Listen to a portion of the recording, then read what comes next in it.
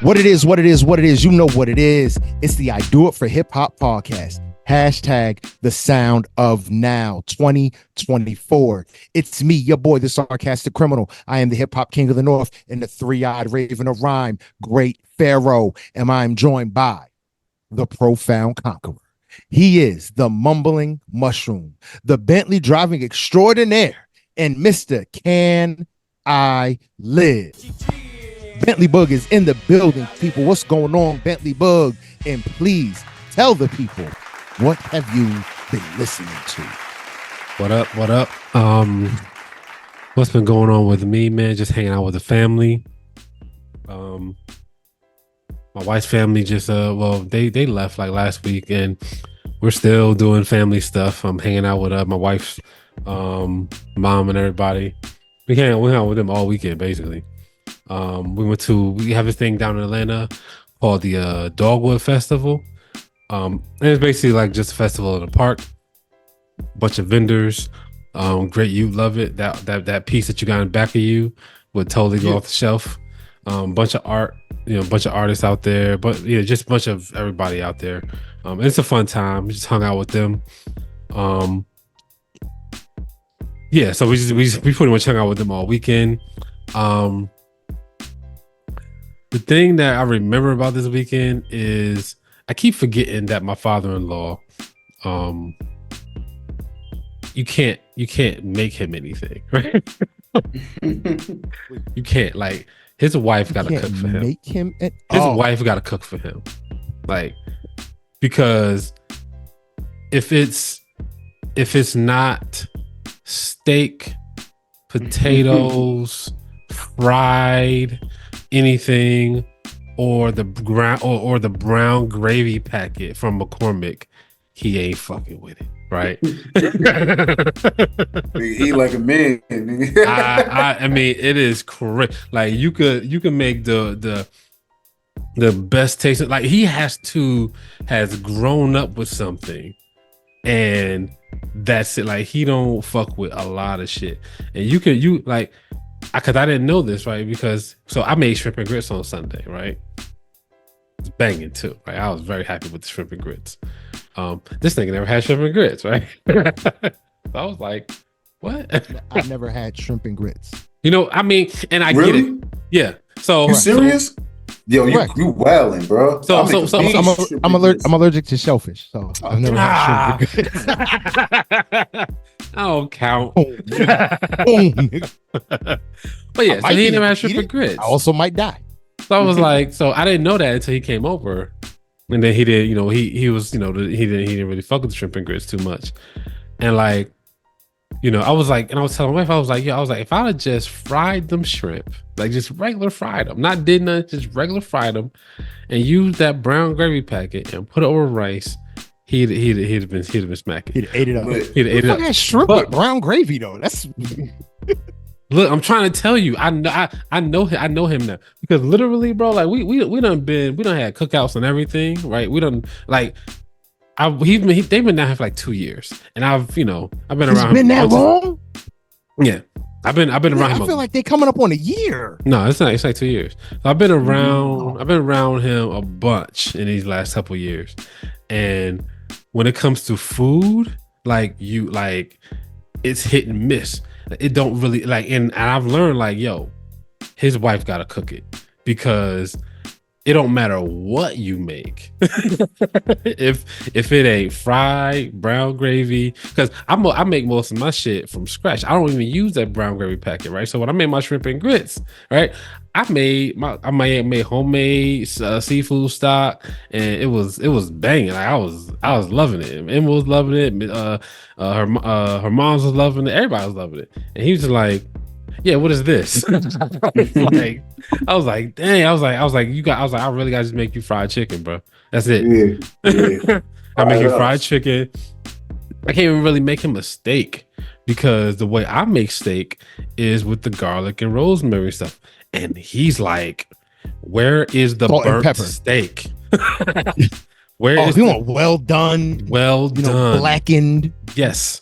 And I'm just like, wow. You got to get the garlic with the rosemary and the butter, and so you gotta, I do it all. Get the flick of the wrist on it, and throw it in the oven, and then I know I reverse sear it. I put it in the oven first, and then you do oven first. I do reverse sear, so I put it in the oven first, get it to like whatever, like my ribeye be like this thick. You know what I'm saying? Get it to about like $120 in the oven, right? And then put it on top of the stove and do the flippity flop with the rosemary and things. Crazy, bro. JB, did you just see this nigga's hand? My ribeye like this thick. That nigga said my ribeye like this, nigga. That nigga said my ribeye's like this, nigga. I can't even get my hands in the camera, nigga. 3-inch Wagyu's like out here, A5. You saw his fingers? No, he was mad. He was like this, nigga. No, dude, y'all niggas is crazy. That nigga's crazy. But no, seriously though. He just be slipping them subtle. I'm rich, nigga. Remember it. Like I wish. I literally wish. But so yeah, that's what I learned, and it was really funny to me. That like I just keep having to learn. Keep having this epiphany with him. Because it's like collard greens, like something simple. It's gotta be like you can't make collard greens for him. Everything's gotta be. I don't eat it. And that's a regular thing with the turkey neck. You can't even just put the turkey neck in it. His wife gotta make it because my wife. Oh, it's gotta be like, you ain't seasoned. Bro, you ain't seasoned the turkey neck. My wife made some banging collard greens the other week. And like when JB's mom was down here, everybody was loving him. He was like, nah. I was like, what? But you know, you figure his daughter had to learn it from someone. I was like, these are the collard greens. But she been with him for so long. She been with Boog. She been with Boog for so long that she cooked like him now. No, she cooked different. She cooked way different than I cook. Yeah, but you know, Auntie, she nice with it, bro. She cooked way different than I cook, and that's why she's silly. But that's what I was telling my wife. I was like, look, I was like, she got to cook for him. I was like, only way we cook for him is if we're frying something. Or if my mom is making baked macaroni and cheese. Other than that, like I cook rice for him, maybe. You know what I'm saying? But I was like, this is awfully Shelly. I don't know. Like I like my rice to be like pudding, sir. But you cannot cook for him, bro. But so I thought that was really funny this weekend. But other than that, he basically eats like he's a toddler. Like no. So mom's got to make it. No, eat like a man. Yeah, mom's got to make it. Mom's got to make it. There has to be gravy. There has to be fried. It's like it has to be brown. You know what I'm saying? Like there ain't no like everything has to be smothered, covered, fricasseed. All like it can't be anything other than that. Like it's got to be hog maws like with gravy. What's funny is like he's a veteran. Yes. God bless the troops, nigga. You ate food out of water bags, and I think, but I think that's it. That's it. Yeah. Because literally, when he first came down here, when we weren't even staying at this spot. We were staying in the apartment, and we basically gave them our room because it was like parents. We was trying to be helpful. You know what I'm saying? And like he wouldn't sleep in the bed. He slept on the floor. Like no mattress, no nothing, just floor. Oh, that's different. That's different. I'm like, what? With a book bag for a pillow. Yeah. Literally. He literally had like some towels. He'd be like Forrest Gump and Bubba. You just lean up against my back. I lean right back up against yours. We ain't got to sleep with our heads in the mud. Yeah, because I didn't know, because I showed him everything was there, and I left. I went to the store and I came back. He was like, I'm gonna take a nap. I was like, I bet. And I had to go in the room for something, and he was on the floor, like with like a sheet and some towels. I was like, he's just like, I'm good right here. This enough. Yeah, because he was like he was like your mattress too soft, and I'm like, man, we got the Tempur-Pedic, John. We got the you got the fancy smancy with the cushion that's as thick as it sticks. Yeah, it's like, man, he agreed to it, but we're gonna let that go. He got the Boog got the. He agreed to it. He ain't we got that mattress lucky. We got that was a lucky mattress. That mattress was like $4,000, right? We went into the. Did you go to Mattress Firm? The drug front.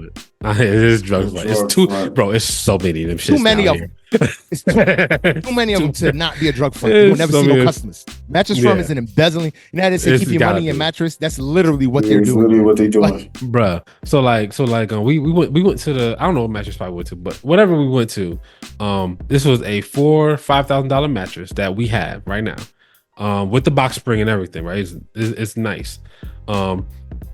Somebody had literally just bought it back 20 minutes ago, and they had just took it away an hour. Like, I had just took it away an hour ago, and I just bought it back 20 minutes ago. And it was like, if you want this for like $600, you can have it. I was like, yeah. Oh, yeah, no question. What? Yes. Like, run it. Get it. Like, yeah, that's what happened. Cash. That's exactly what happened. I was like, yeah. I was like, I'll take that. I was like, what are you talking about? Like, why do you even ask me this question? Load that shit up. Yeah, shut up and take my money, bro. Like, it was still in the box and everything. Like, everything was just still like in the wrapper. Everything. Ours came rolled up in one of them airtight things. Yeah, I love cutting mattresses open and then it opens up. And then, so the first one we had, I love it. The first one we had, you're supposed to wait 24 hours, right?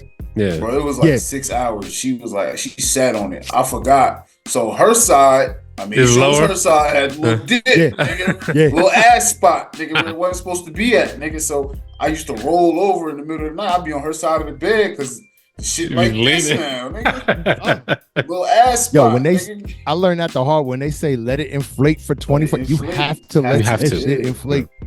Yeah, or it will not remember what full form is. Yeah, so we had to get a new one. The new one, cool. We got that plus a topper, so it was real soft.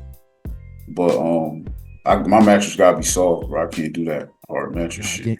I'm similar. My mattress is soft enough for me. We had that topper on. I had to take that shit off. That shit was miserable with that shit. It was my shit, the memory one, nigga. I was sitting right in that motherfucker. Remember me?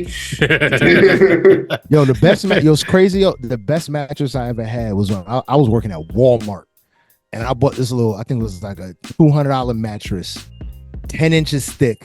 So it was nothing. Remember when I had the spot on my own, I had the whole attic? Yeah. Mm-hmm. That mattress, boom, that was the most comfortable mattress I've ever slept on in my life. Because it was all memory foam. It wasn't like memory foam top. No, it was the whole thing was memory foam. Yeah. And that was the greatest mattress that I ever had. Yeah. And now, if you want to get an all memory foam mattress, you spending $4,000 or $5,000. You spend a stupid amount of money, bro. For all memory foam. Yeah, I had that shit from Walmart for $200. Yeah, so you should have kept it, man. Yeah, true story. It was time. I mean, we went from a queen to a king, so you know, it's gotta go. So wifey call that the king size, the divorce bed. I want a king bed, but she won't let me get one. Why? Because it's too big. She think it is. She like to be up under me, man. I'll be like, man, I like the bigger joints. There's this shit called like a Wyoming King or some shit like Wyoming King. I want an That's the double king bed, right? That's the double king bed, right? The double king is the Alaskan King. That's what I like. The Wyoming. The Wyoming is because it's like a square. I love that thing, man. Yeah, I was not having one of them joints. Yeah, I want that. Remember Shaq bed? I want that, nigga. You want that shit? Yeah, if I could get an Alaskan King, I'd be in heaven. Bro, you won't even fit like one person on that shit. So that shit is so fucking big. And the crazy part, the room, bro, my room is big enough for that shit, bro. I could fit 2 of them shits in there. Man. And she like, nah, we over here on this queen. And like move over. It's hot. Yeah, we got the queen. My wife is she's been talking about that for a couple years now. I'm just like, yeah, we'll see, son. But yeah, other than that, man, that's been the weekend. Been banging nothing but Beyonce, banging Joyner Lucas, listening to all these diss tracks over and over again. And I think that's about it. Yeah, no, that's what's up, man. Good shit, man. Yo, y'all know what it is, though. We also have with us the Robert Unreasonable. He is the Big Daddy Mac, the Mac truck. He ain't from the block, but he is JB in the building. What's going on, JB? And please tell the people, what have you been listening to? What up? Man, been chilling. I got 3 new additions in my house. So if you see me pulling my hair out, I'm already bald. This is all that's left, bro. You gotta watch it. You're gonna be Patchy McGee over here. Ordered up, but it's cool, man. They're the sweetest little girls, so I don't mind. Stay in or visiting? A little bit of both. Oh shit. Yeah, so it's cool. Wait, you said 3? Mm-hmm. Nigga. On top of the 2 little nigglets I already got. Yeah, that's what I'm saying. Like, wow, that's more power to you. Yeah, shit. What I've been doing? Man, I've been chilling. Chilling with the wife, with the homies. Trying to get this wedding shit figured out. We got the colors and shit down. I know what I want to put on. I ain't gonna have niggas going too crazy spending money. Niggas already coming to the island to fuck with me, so I gotta keep it. Like, normal. Keep it kind of Yeah, because we gonna go out there. Yeah, we're gonna go out there and wild out because that's my birthday trip too. So. Oh damn! Oh, that's cheat code right there. Yeah, birthday, bachelor party, wedding, nigga. Boom. In a weekend. That's cheat code right there. Holla at me, nigga. Word it up.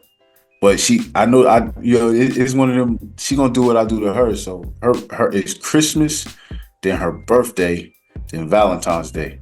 They all inside of 30 days. So you can combine. You can combine. It'll be big ass gift, 2 big ass gifts, a sequence, like you boom, part 1, part 2, part 3. You know what I mean? You could do, you could play so much. And she'd be like, no, you can't do that shit.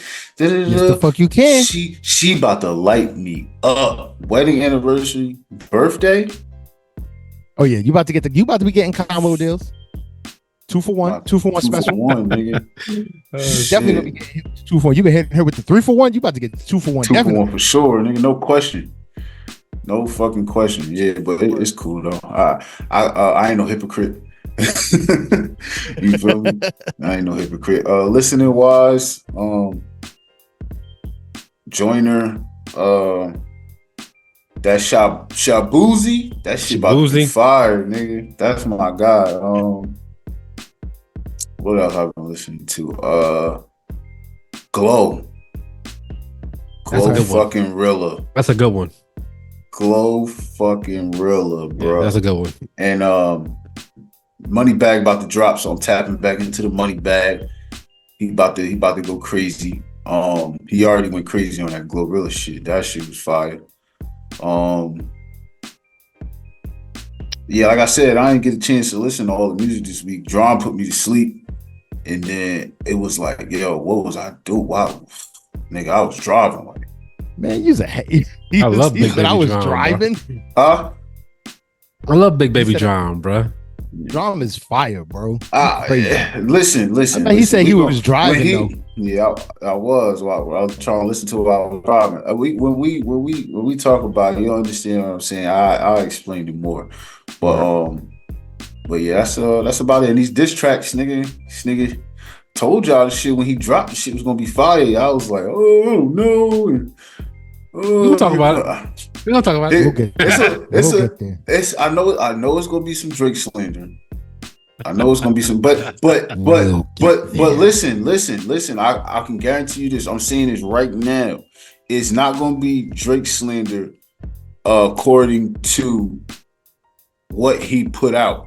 Y'all just going Drake slander because it's Drake.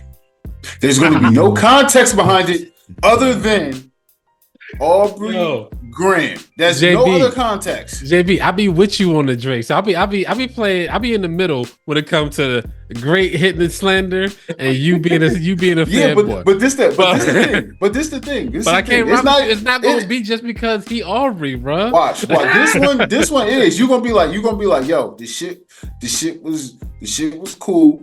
It took it to the next level. He did what it was supposed to, but it's gonna be a but behind it, and it's gonna be just because the nigga's Drake. It's gonna be something. You niggas gonna bring up a past something. Niggas is gonna talk in circles like Rick Ross been doing for the last 4 days. Yes. Yeah. Look. Let's stop. But he has been talking in circles. I will agree with you. We definitely gonna bring up old shit. That's right. Exactly. You're gonna talk in circles for 20 minutes. Definitely. All right. Cool. All right, man. But yo, let's get this started. Oh man. As for me, I've been out here painting. Y'all can see it. Y'all see the piece. It's called. It's titled "Beats is Grim." Yeah, that's just. I like the second. Silly. I got the second piece coming. It's called Ambiance is Plush. Boog know what it is. Crazy. Beats is Grim. Ambiance Plush. It's the definition of hip hop right there. Y'all can go back into the bag and understand why we're saying that. Yep. You know what I mean? Shout out Static Selector and Raekwon the Chef. Yeah. Is listening to these diss records. It sucks so bad. Pause. No Diddy. We don't pause no more. We know Diddy shit now. Might delete this later. Has probably my top record of the year so far now. Ready 24 with Cameron. That is probably one of my favorite Diplomat beats. And you got Cam doing a new verse with J. Cole. But then J. Cole's talking shit on it, but he's the best. It's like, damn, I love this song, but I can't love this song. Yo, that album is good. The little album is good. It's good, but here's where he messed himself up. Now, when you drop your new album, you drop the album, and you got a reference to being the best or being anything better than anyone else, you folded. We can't believe it. So we can't believe your music is not gonna hit the same. Like even a nigga that's the toughest nigga in the world, I kill niggas, we probably don't believe him, but they never gave us a reason not to. You gave us a reason not to believe you. Put the asterisk. You put the question mark in. So so all his music now, I can't even listen to it the same, bro. Like I think that over time you might because he's so good, right? I think that's why I say I don't think that's why I'm not really jumping to. I'm trying not to jump to too many conclusions about J. Cole, about how I'm feeling, because I'm trying to take it day by day, because I know that my attitude is going to change, especially when this album comes out. If it's really, really good, like it's going to change. It's going to change my attitude a little bit on him. Now, I'm not going to forget this, right? I'm still disappointed, but I definitely think that this is one of those ones where he might grow back on me. We'll see. I hope, but as of now, nigga, I can't believe this. Yeah. I can't listen to it the same. Man, I can't listen to Future Ass either because he tender over a girl. Well, we'll get into it. We gotta talk about that. We gotta talk about that. We'll get into it. But man, other than that, just listening. I got my no skip playlist. Listening to Big Baby Drum. Unlike JB, who we'll talk about. We're gonna get into it again, like I said. But I liked pretty much all of this week's music. You know what I mean? Big thing that I've been listening to. I just had it and then I lost it. It came on. I was listening. I don't remember what. I was listening to a Latin radio station. I do that from time to time. Shakira's record. De ocho. I was listening again. Shakira's record with Cardi B came on. And again, I just want to reiterate. If Cardi B goes full pop, it's over for every fucking body. Oh yeah, true story. Listening to that Shakira record and the way she went into her like Nicki Minaj Starship vibe, I'm like, it's over for the industry if she goes full pop. Yeah, she hit that. She gonna be the female Pitbull, nigga. Pitbull in the skirt, nigga. It will be over. You know what I mean? But yeah, man. So let's dive right in, man. Let's get into it. We want to start off with, of course we want to get shit out the way. Like Party Next Door, he's got 3 singles coming. He's got 4 singles out off his new album, Party Next Door 4, P4. Party Next Door 4 Part 4. I hate your guts. I love the album cover. The album cover is amazing. Album cover makes me nervous. Album cover like is if they like every time I see this shit, I'm just like, what the fuck am I looking at? What's it catches me off guard every time I see it. Every single time I see it. Album cover is amazing. I love the fact that the chick that posed for the album cover, her mans wasn't happy about it and came out and said like I don't like that she did this shit. Is that a chick? Yes. Yeah. I thought I was him.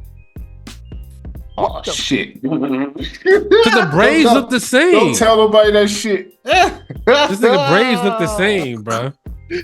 That's a female. I've seen the female. She's very pretty. I'm sure she is. And but not her man apparently came out and said that he wasn't. He's not happy about it. And she basically said, "Nigga, I do what I want." You know what he need to go do. You know what that's why I make me uncomfortable because it look like him. Sit in the room with Kiki Palmer, nigga. They need to go have lunch. It just look like him because like if you see a picture of Party Next Door, his braids look like the braids in the photo. I'm gonna tell you, but that's crazy. If he bent over like that on the album cover, nigga. His braids look like that. I'm just gonna say that wholeheartedly. If Party Next Door was like at Walmart standing next to me, I wouldn't know it was Party Next Door. I have no clue what this nigga looks like. And I don't care to know what he looks like. I cover his music. I know what he sound like. Sounds like Drake Light. He can't sing. That's what he can't sing. Like literally, his pen game is silly. These are dope records. He is a phenomenal writer. He liked that, and I can see why he gives these records to Drake because he cannot. He can't execute them the same. Yeah, you cannot execute your own. Like even The Dream. When we talked about him last week, he had more talent to be able to execute his records. But like these are literally duds for Party Next Door, but they're hits for Drake. Yeah. Like, and I think that's crazy that Drake can take these lyrics and really sonically make them his own and deliver them. And he doesn't have the greatest reference in order to capture what the person who's writing it is trying to convey. Yeah, so, but I'm pretty sure it's more concept based. It's not necessarily, oh, here, take this song, I wrote it for you. It's concept based. He got a concept, and like niggas were saying earlier, Drake raps his life portrays his music, or vice versa, right? So all the shit he talk about really probably happening, which is why niggas is mad, because the shit he talk about is bitches. So maybe it's the bitches that niggas want, or maybe it's bitches that had a chance to fuck with them, but they was like, nah, I'm gonna go over here with this nigga, and now they stay tender about it. But I always say, tender. don't. I like that word. Don't check the pimp, check the hoe. I always say that, bro. Yeah, that's facts. That's facts. But I remember that's Party Next Door 4 Part 4. Dope writing again, but just delivery takes it down a lot of notches. I am never excited to hear a Party Next Door album, so I'm not going to say I can't wait to listen to this whole thing, because it is kind of sad song, wet dog out in the rain type shit. That Damn, wet dog out in the rain, like Drum, nigga. Oh, come on. Let's get into this Big Baby. Yeah, we're going into let's get into Big Baby Drum with Drum and B. This album is dope, bro. So I don't understand how you don't like Big Baby Drum. Listen. Oh, go ahead. Listen. I liked the lyrics. I liked the concepts.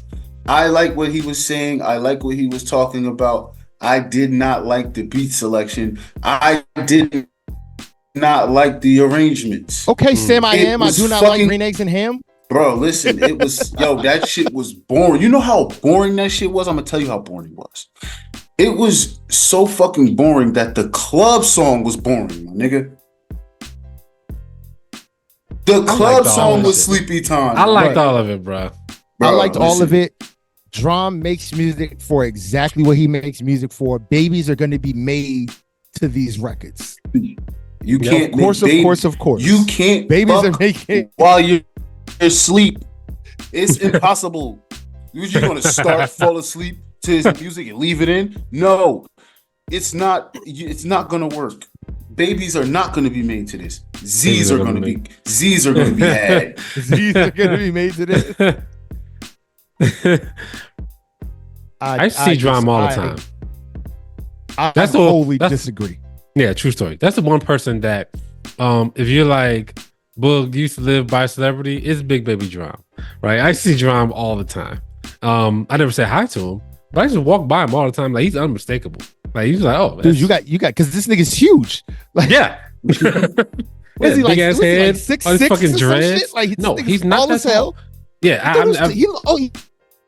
not 6'6". He looks tall as hell. He's not 6'. Well, he ain't 6'6". The dude I saw wasn't 6'6". He ain't 6'6", and I've seen him multiple times. He's got to be at least 6'3".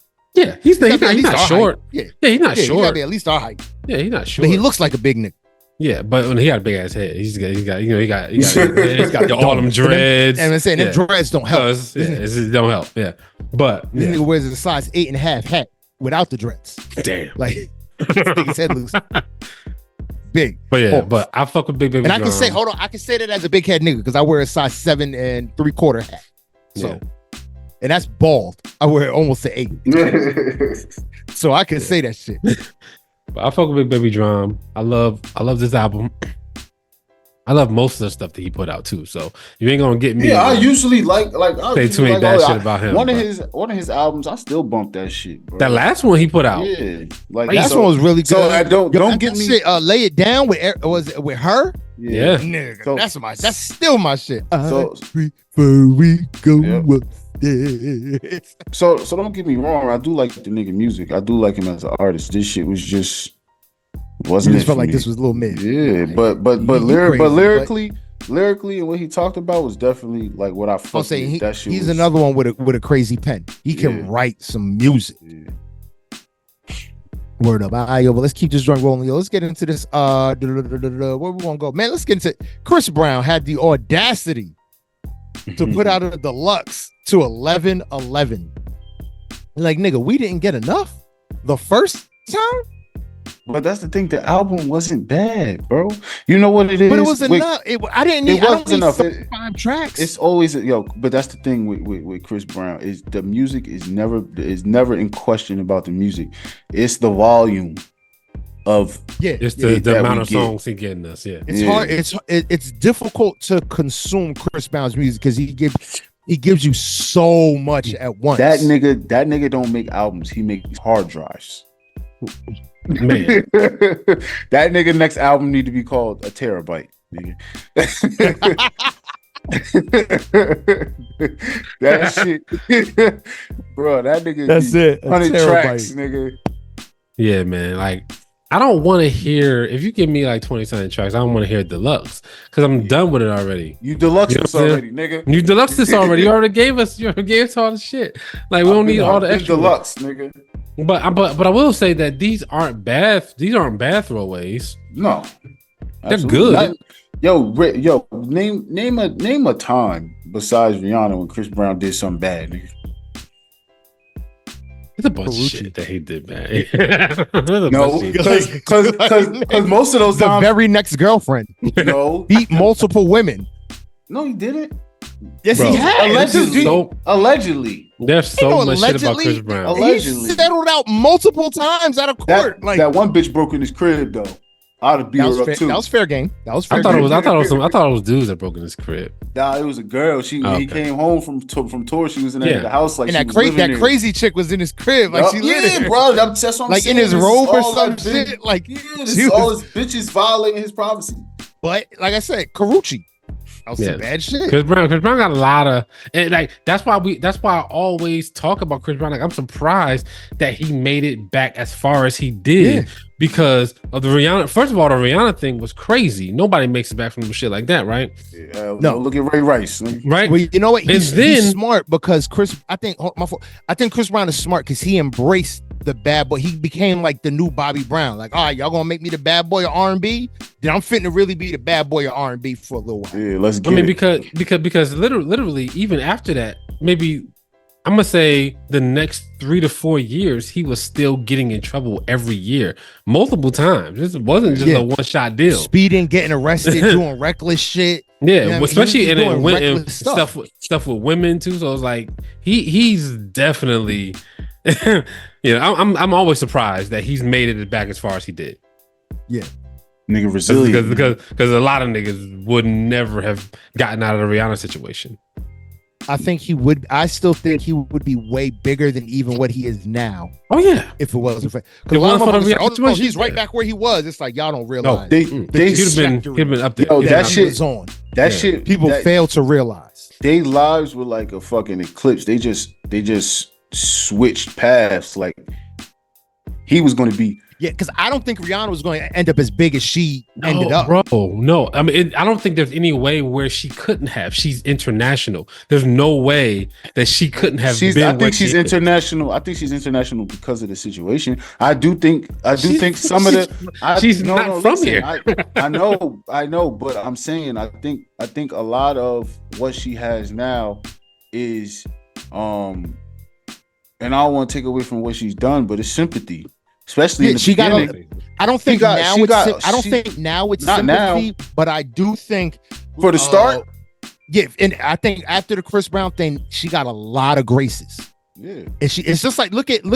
I don't think Taylor Swift would be as big as she was, as big as she is now without Kanye West. Yeah, yes, it's the same. It's the same principle. It's not the same thing. It's not the same thing. It is the same. I didn't say the same thing. I said the same principle. Yeah, principle. Yeah, an outside force pushed your trajectory where motherfuckers felt like they had to pick sides. Yeah, they picked your side and they pushed you on purpose. I think them two would have been top of the top. I still think Rihanna would have been where she is because she's an international artist.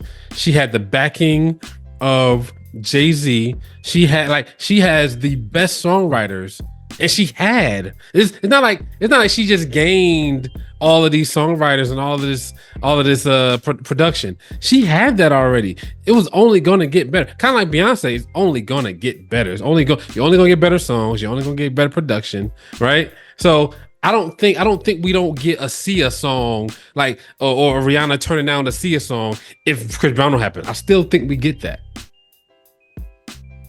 I feel like so the best way I can explain it is like playing football, right? Mm-hmm. I'm on the goal line. I'm trying to stop somebody from getting in the end zone. I'm tackling them front side, pushing them back. Yeah. And my teammate comes behind them and tackles them towards me. And now they fall in the end zone. I feel like that's their situations. Yeah. Like Kanye West is my teammate pushing them the wrong way. Yeah. Chris Brown pushed her the wrong way. I think Kanye West definitely pushed Taylor Swift. I don't think it's the same way with Rihanna and Chris Brown. I think Rihanna was definitely going to be there, and Chris Brown was certainly going to be like. I don't. Do we even have a comp right now for how high Chris Brown would be? Do we even have that person where we this person took Chris Brown's Michael Jackson? Yeah, I would say I honestly that is Michael Jackson person. That's the only person you can justifiably compare Chris Brown to is Michael Jackson. Yeah, because there's nobody even right now that's taking Chris Brown's spot. I would say Usher. Wholesale. No, I think as a wholesale entertainer, Usher dances in his, he dances in his performance, but to the level that Chris Brown does it, Michael Jackson is the only. I don't think it's Chris Brown's spot though. Oh my God, I'm sorry, JB. Go ahead. No, I was just saying. I think it's Usher because right now he's like the poster boy, the golden child. He's fucking. They got him the world's sexiest man, shit like that. So right now, that Usher's on top. Like if we were like, all right, who's on top? Because all Chris Brown and Usher do is this. That's all they do. That's it. They just they go back and forth. But I feel like if the Rihanna thing never happened, it'd be Chris Brown, Usher all the time. That's what it would be. I think Usher. I didn't think Chris Brown and Usher are competing in that way. I think that they're not. But that's naturally just, the industry is going to make it's that going to do that. Kind of like so like LeBron's competing against Jordan. LeBron's like, for instance, against Kobe. But for instance, like so for Chris Brown in his genre, there is Chris Brown. There's like Bryson Tiller. There's like 6 Lack. Who else is there?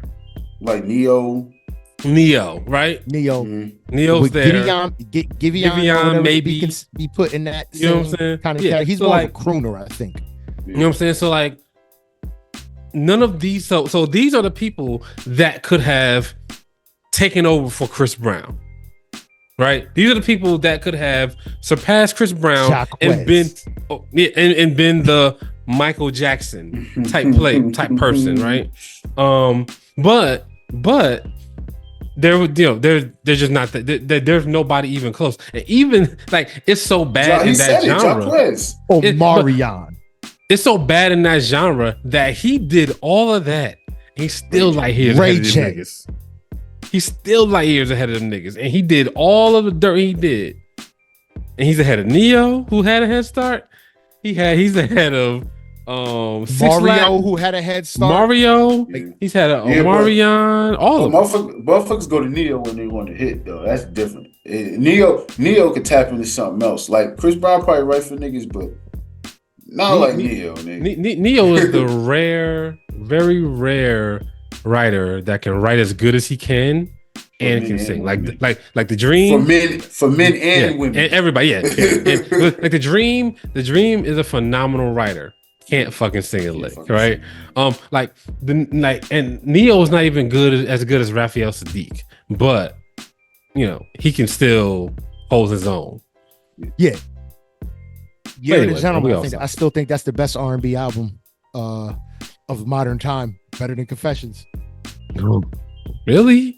Year of the Gentleman. Bro, I put Year of the Gentleman over Confessions. Bro. Not by much, but I think the way Confessions kind of teeters off toward the end, if I'm thinking of the album arrangement properly, and I just think Neo's album flows a little better than Confessions does, which to me gives it the edge. Confessions is the perfect album. Them niggas did this shit in the fucking video. You know, this the little shit that caught up. Yeah, them niggas did that. I always say that motherfucking. I love that shit. Pop shit.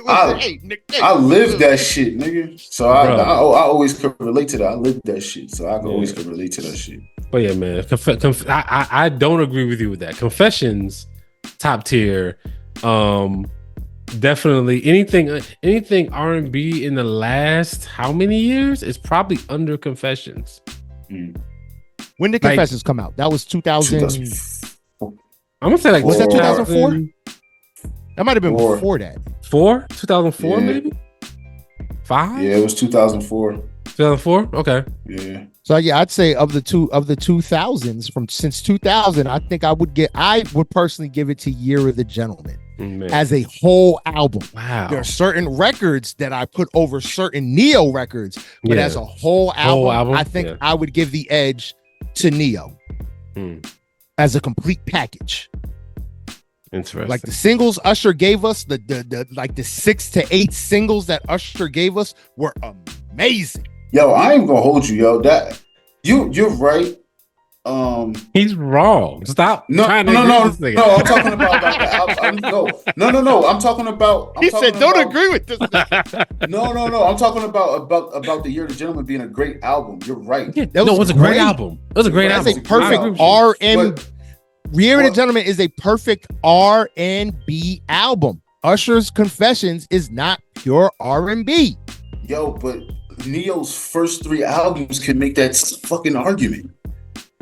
You said can make that argument. No, I think Neo's second album was a dud. What? Neo's second album was a dud. You talking about Because of You? It was okay. Because of You was that had Crazy. Can we chill? Okay, Do you? Let me rephrase. Neo's second album was heavy mid. Heavy Because of You was it. Crazy with that Jay-Z's verse was mid. Yeah, I'm like, I'm a fancy hoe. See the flow that broke the Da Vinci Code. Say it. No, I'm sorry. You're bugging. Because of You, Go On Girl off his second album. Now you get JB off your team. but his first album, bananas. When motherfuckers thought he was only like 12, but the nigga was like 40 already. Yeah. Because Def Jam or whatever told him, shave all your facial hair off, make yourself look younger. And then you found out, oh, he's been writing for Def Jam artists for like the past like 15 years. This nigga's really like 30 plus years old. But Year of the Gentleman, again, phenomenal album. And that was 2008. So that was near the Usher album. That's why it's so fresh in my head, like the comparison. Because it's like we got Usher Confessions, and then we got Year of the Gentleman. Two of the top, I say modern R&B, the two top albums. Is that just fair to say? Year of the Gentleman and Usher's Confessions for modern R&B, I'd say since 2000, I think those are the two best albums for modern R&B. I would have to.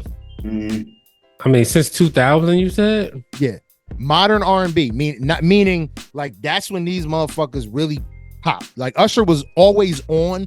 Usher's like the Jay-Z. To me, Usher's like the Jay-Z of R&B. You could always say there's somebody better any given year potentially, but Usher's always just there, and niggas are waiting to hear what he's got to say. That's a fact. You know what I'm saying? Yeah. Like that's how Usher has always been to me.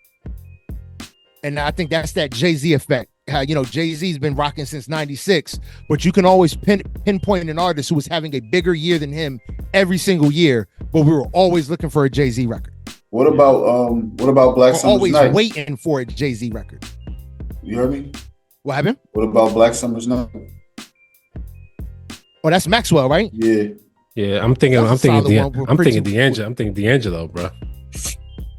Those are top fives, but I still put Mass Appeal, Usher, and Neo. Man, that's very interesting. Because young white motherfuckers aren't putting on Maxwell, and they're definitely not putting on D'Angelo. Look, what D'Angelo about and Maxwell make black music. Man, look, what about the evolution of Robin Thicke? Pass. What the fuck? Why are people putting that on? They said, "Fuck out of here." And I listened to that. That Robin Thicke wasn't bad. Motherfuckers hate on Robin Thicke. Evolution of Robin Thicke was a tough album. I remember it. All right, I got one for having you. that bumping in my headphones while I was working at Walmart. I got one for you. Love in the Future. Who was that? John Legend. John Legend. Love in the Future. I mean, Get Lifted though.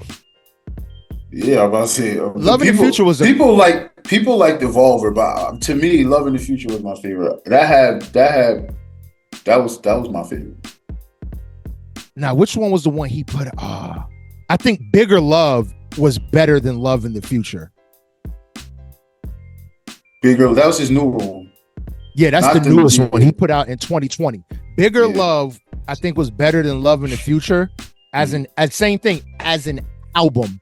But yes, I do prefer the records on some of the records individually on Love in the Future. But still, Evolver and Get Lifted, I think, are his two best. I got an album for you that might I mean, I'm not saying it's gonna change your mind, but it make you think a little bit. Your boy, Music Soul Child, man. I just want to sing or just listen. Yo, his sons sing too. I don't know if it's gonna change your mind, but those are two. I remember. No. Those are too old. 2000, bro. I just want to sing was 2000, 2001, maybe. You're right. Because I was thinking back to myself. I'm like, nah, y'all used to cut grass and I would listen to those albums singing full volume while I was cutting the grass on Saturdays. You're cutting grass and Music Soul Child. Because I was singing. Yeah, I was cutting grass. I had a big ass backyard, so I'd be putting on full concerts for my backyard. I was cutting for grass all my neighbors and shit like that. I was cutting grass ahead of Kai Walker, so it's fine. I was cutting grass. Like I said, I was putting on full concerts for my neighbors. But Music Soul Child, I just want to say was a good one. Nope, but it had some they have skips. And Just Listening has skips. Jacquees, king of R&B. Please. Good night, everybody. Please. I said, but I still put Neo in terms of, again, I'm talking mass appeal. You guys keep bringing up artists who are John Legend is mass appeal. No, believe it or not as much as you might think. John Legend is a niche artist. Yes, white people love all him. all of you is that once in a lifetime thing where you get that one record that just hits across all platforms. Because all of you, all of you is the quintessential "I'm getting married, walking down the aisle" song. Yeah, because people don't like his voice, and I've learned that over the years. There's a lot of people that don't. People really like how don't he think sings. he can sing. Yes. Yeah. Yo, I ain't gonna lie to you. Y'all might not agree, but John Legend has like a gospel crooner voice. It's weird. Love Letter was fucking Love good. Letter. Love Letter. Who's Love Letter? Don't cheat. I'm Googling, nigga. Oh Get outta shit. here. What's Love Robert. Letter? Oh yeah, Robert. That was fucking good. That shit was good, nigga. Is that the one that had "This is a good. radio message"? Yes. To my baby. Yes. Yeah. That shit was that was good, bro. It was good right up until right up until it came out that he's singing these records to 14-year-olds. Trash. Don't hit the same, bro. It don't hit the same. Don't hit the same. When you're thinking, who is he singing this outside of a middle school right now? Like, All right, so do doing. we feel the same when you found out Luther Vandross was gay? And you felt that he wasn't singing the Time out. No. I'm just talking about the feel. Or even Frank Ocean when he said it was my first time. It's a new feel. It has never been confirmed nor denied by Luther that he never came out and said he was gay. It is God bless the dead. He's passed on. He's going on to glory. He's never said he was gay, so we can't say it came out that he was gay because there's no proof. What about Frank Ocean? Do that part when he say it was my first time, it was a new feel. Is that like curse words to you? Do you like that up? You know why? You know why? Because it's not a 14-year-old girl that can't truly I'm talking about the give feel. consent. No, I'm talking about the feel. I put on Nostalgia Ultra, Channel Orange. What is it? Pyramid. I rock with them records, man. Okay. No, just Forrest Gump is a bop, and I know he's singing to a dude. Like that shit is a bop. You know what I'm saying? Son. Like real talk. You got nieces, right? You got nieces. I'm trying to put it in this context because you might not get the other way, right? But like if you got nieces, right?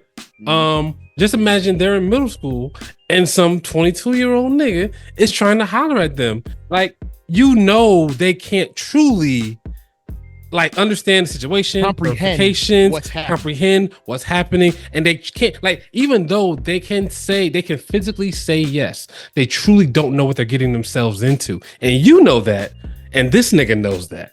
They don't know that.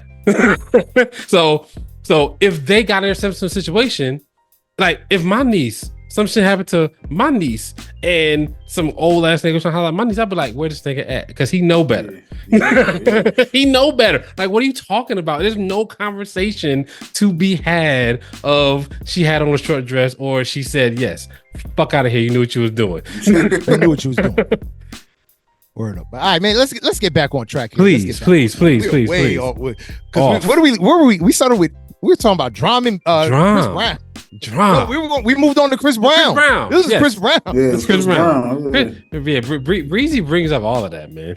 Yeah, but Breezy brings up a big conversation because he's earned the right to be in that conversation. You know what I mean? As an entertainer, what Chris Brown record would be on that level? See, now I'm thinking. To me, my favorite Chris Brown song is Yo. and that's an old one. That's off his first album. That's off his first one. That's off his first one, and I love that song. You can run it.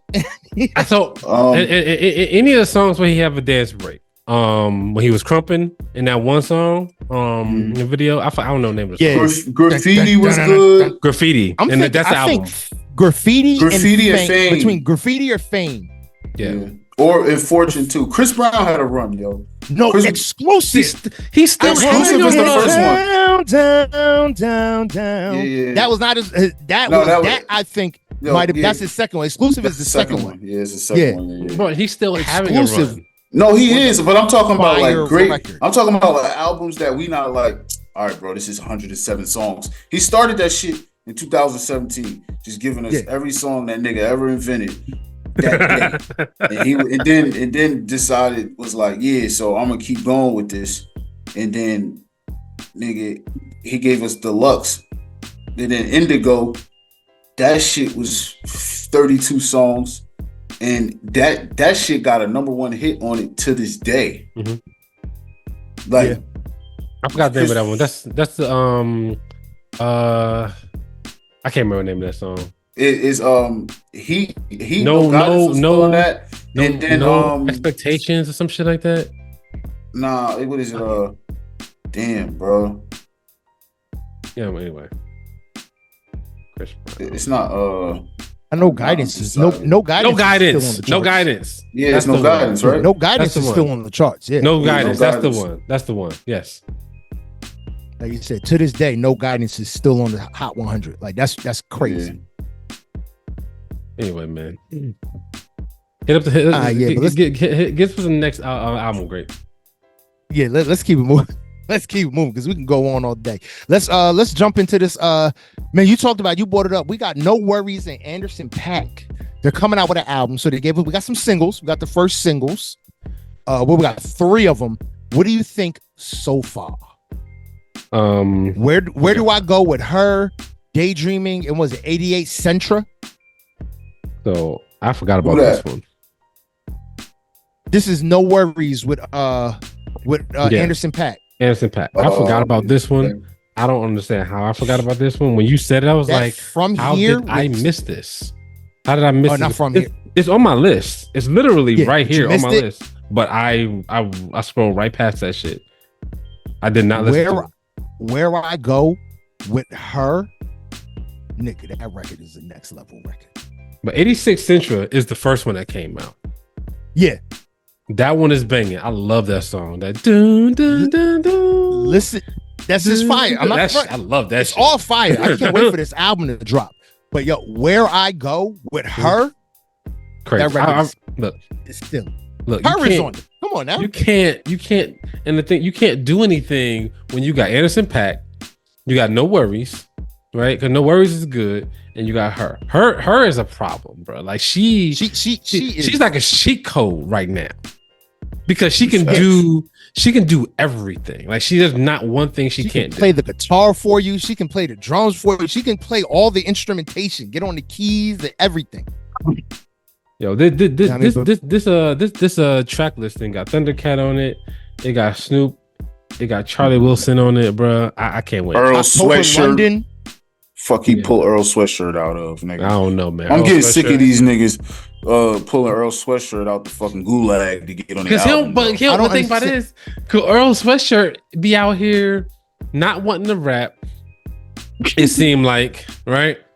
And be putting out, now if you talk about sleepy music, this Earl Sweatshirt has been putting out sleepy music since the beginning of time, nigga. Since the beginning of time. But I've listened to Earl Sweatshirt freestyle. This nigga could rap. He be J. Cole level if he took this shit serious. Yeah. But he just don't. He just be out here just like, yeah, I'm in the studio. And some of them are going to He like, all right, that's a hit. Like, let's go. Yeah. Niggas done wasted my $200 an hour. Dude. Word up. But yo, let's keep this joint rolling. Let's get into it. We didn't talk about it. It's been out for a little bit. Bryson Tiller with his self-titled album. Bryson Tiller. I think it's a little late to put out a self-titled album. I think this wasn't good enough to be a self-titled album. Bro, like, I was fucking with it. This shit was good. bro, what is up with him, bro? He's supposed to be so much better than this. He be putting out shit that is so subpar. Like, it's just mind-boggling to me that I'm just like, so for instance, right? He got this song with Victoria Monet on there. Crazy. Right? Did y'all listen to the wordplay in that song? I did listen to the wordplay. Yeah. But the wordplay is laughable. But it's cool wordplay, right? But it's the words are laughable, but the wordplay is yes. inventive. It's okay. I can see how you did that. But see how you rhymed orange with orange? Yeah. Yes. Nah, they didn't do that. That's exactly what it is.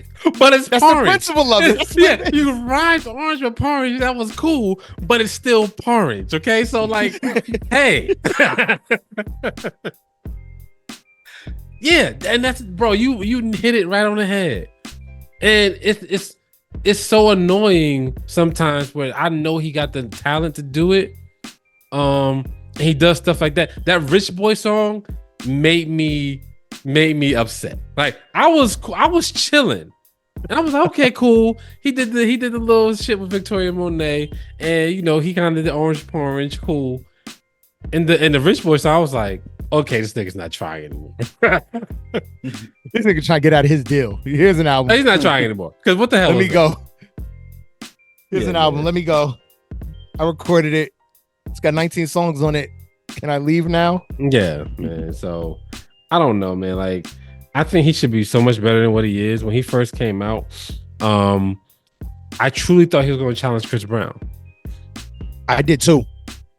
Truly, but he's not doing it. Not what he's been putting out. The last couple projects have been very subpar. Yeah, he got to do something better. And his pen is better. Like, come on, like the beats are dope. His production is on point. It's literally, we know what your pen can do. You've been writing for so many folk for so long. Your pen is better than this.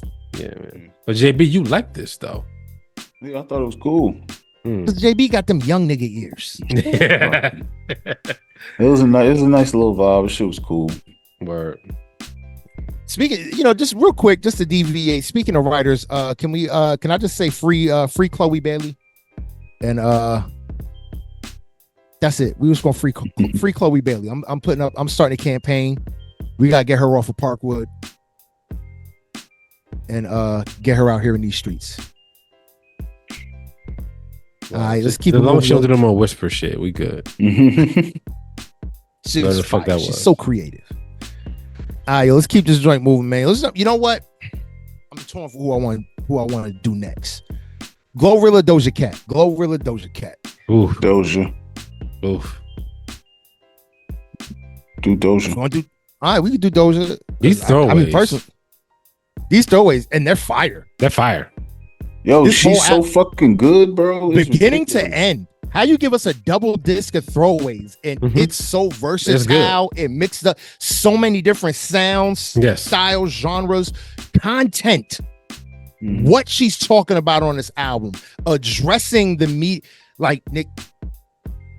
It's weird because when Doja Cat does her music, this bitch is black. Like Missy Misdemeanor Elliott, like she black. She making black music. But when she talking, you watch her on Instagram, it's like, you damn posing ass white girl. Like it's almost like she's two different people. It's crazy. Yeah, well, that's it. There's, when motherfuckers be talking about people that's white and black, nigga, they show their sides. Nigga, they gonna show both sides. You just gotta see when. Yeah, you just gotta wait. But I just, like you said, Boog, these are throwaways in every last one to freaking 7 or 24. Yeah, fire. Every last record is dope. There is no duds. How do you do that? I mean, she's a crazy talented artist. There's no denying how much talent she has, and she could be the next artist to go skyward like Rihanna and Beyonce. She could be that person. I think her videos have the production value. Her music alone has the entertainment factor and the versatility where she could have 5 records that could be playing on Hot 97, and then have another 5 records that are on Z100, and then another 3 records that are on WBLS. Yeah. Like, she fits every scope. It's bananas how talented this girl is. Yep. It's almost Janelle Monáe-esque in terms of versatility. I see. In terms of versatility. That's what I mean. In terms of versatility, okay. Janelle Monáe could go pop in a heartbeat. She can go everywhere. Yeah, she can go everywhere. She can be on. Janelle Monáe to me can be on Hot 97, BLS, Z100, and have legitimate singles for every radio, for every genre other than like country. Yep. Yeah, I mean, and I think that Doja Cat is in that same vein. You know what I mean? All right, now let's keep this joint moving. Let's keep it rolling. Let's get into this Glorilla. Now, see, for me, I'm just gonna start it off. Glorilla, I fucked up because I listened to Doja Cat first, which brought Glorilla from where I thought she was gonna be to here, because she's not better than Doja Cat. It ain't even about being better than Doja Cat. She's not better. I know it's not, but I know it's very different. It's a very different music. But you see how he was like, Doja Cat on music is black, and on everywhere else she's Glorilla on her music, she Glorilla, and Glorilla outside on YouTube talking to people, she Glorilla. She the same motherfucker on and off the wax. So it ain't never no question. And this shit was Memphis. This was Memphis, bro. I mean, I'm still kind of tainted on Glorilla for the Cuban like that. Curbin. So wifey asked me like, what's the worst accent on a chick? Is it Baltimore, Memphis, Detroit? Baltimore. I was like Baltimore. But then I listened to Glorilla album and all her. No, you know what? No, because Just Hilarious don't bother me as much as she used to. But Glorilla talk, I'll be like, bro, that too few do, nigga. That don't bother you. What are you talking about? And it's better than Cuban on Cuban. Like, no, because with Memphis, anything that got a U and an R next to it is Yeah, So music, Cuban, they just. But everything has the ER sound. Yeah, like everything, it's the wrong nigga. Everything with a O at the end of it with Baltimore, they fucking it up. Man. Yeah, man. They fucking that word up. You. Oh my God. I can't do that. That shit, bro. I swear to God. Everybody a dummy. Nigga, when I first came down to Atlanta for school, so in Atlanta, there's a bunch of niggas from everywhere, and I met a bunch of niggas from Baltimore. And the first thing I was like, "Are y'all niggas from England? Like, why are y'all talking like that?" Like, it was so weird. I was like, where y'all from? I was like, y'all niggas English too like that. They was like, we from Baltimore. I'm like, bro, I'm from Jersey. No, they not from Baltimore. They from Baltimore. Whatever. Baltimore, yeah, it's one word. It's all one syllable. Baltimore. Yeah, but I'm like, bro, I'm from Jersey. I done been to Baltimore before. Like, where are y'all niggas at? Like, how are you saying two like that? You know, that's what's funny to me. As many times as I've been to Baltimore, I ain't never heard that shit until like more recent. Like, that's the nigga. It's like, that's the new. Everybody a dummy. Everybody Mo. Everybody Mo. Yeah, everybody Mo, nigga. I remember Mo. If your name, like they call you your name and put Mo at the end of it. So your name like Anthony, they call you Ant Mo. Or your name like Jimmy, you Jim Mo. It's just shit's just fucking stupid, bro. Man. Why? Because they from Baltimore? So everything nigga. Yeah. I think Baltimore folks. You said it. You said Baltimore. You heard you. He rolled it all together. They kind of fucked me up when I first met them. But I think what people that fucked me up more was Philly people calling everybody John. Like they were use John. A bunch of Philly niggas. Bro, I went to school with so many Philly niggas. I started saying John. They say John for everything. And like it's a sound. It's a sound. It's not even a word. It's a person, place, a thing, nigga. Bro, it's crazy. They be like the John over the John. I be like, nigga, I need context. I can't follow but that you shit. know what it is though. But you know exactly what they talking about. Exactly. Yo, that John over I had to learn. That John stink. I'm about to go to the John. I had to learn. I didn't know. know. Pass me the John. Yo, I'm telling you, know what they talking about. Yeah, that's Baltimore like, thing. That's like when there's mad kids in the house and your mom call you and you know she ain't gotta say a name. You know who she's talking to. Exactly you're talking to. Yeah, but that Baltimore thing, man. I don't know how you don't think that's weird. The two, like you've never heard anybody say that to you. Yeah, but not Glorilla album. This shit really good. This is a breakout for her. I'm happy. The only thing I don't like on this one is number 3. The niggas. No, the niggas. Yeah. That yo like nigga, my nigga, her nigga. That shit is trash. That shit was annoying as hell. And real talk, when I first heard it, when I first listened, I saw this. Yeah, Glow is number 1. That is that's a telltale sign. Usually, it's a telltale sign. A bad album. A bad album. Hey, your first single, your hottest single, the first song. All right, man. Like, all right. What else? You gonna give me some trash now, right? Then she came with the money bag shit. And that shit was fire. She snapped on that shit. She snapped. She snapped on everything. I think she did a really good job on this entire album. So, I like the concept of number 3, but I don't like the song. I don't like the song. Man, the concept of number 3 is 1 fish, 2 fish, red fish, blue fish. No, I'm talking about as far as talk like say it like, oh, that's your nigga, my nigga. Like I like you understand it. I just don't like it. Oh yeah. I don't fucking like it. It was 1 fish, 2 fish, red fish, blue fish, my fish, yo fish. Who got the fish dish?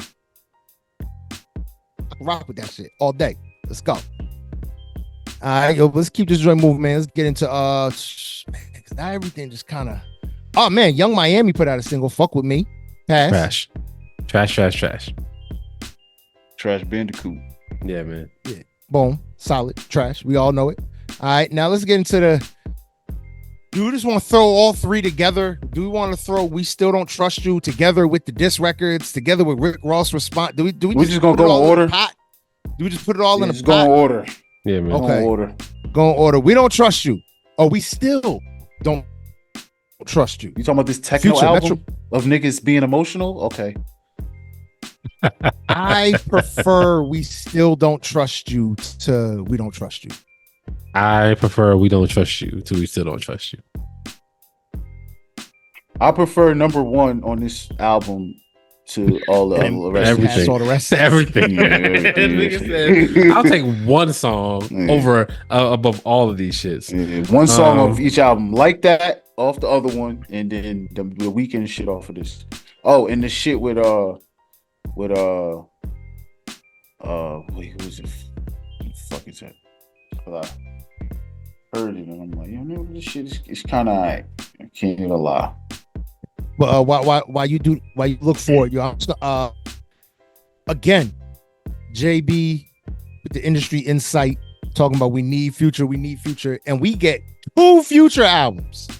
2 of them. And dude, when I tell you, I pull into work at 3:00 in the morning, and niggas is in the parking lot blasting Future records.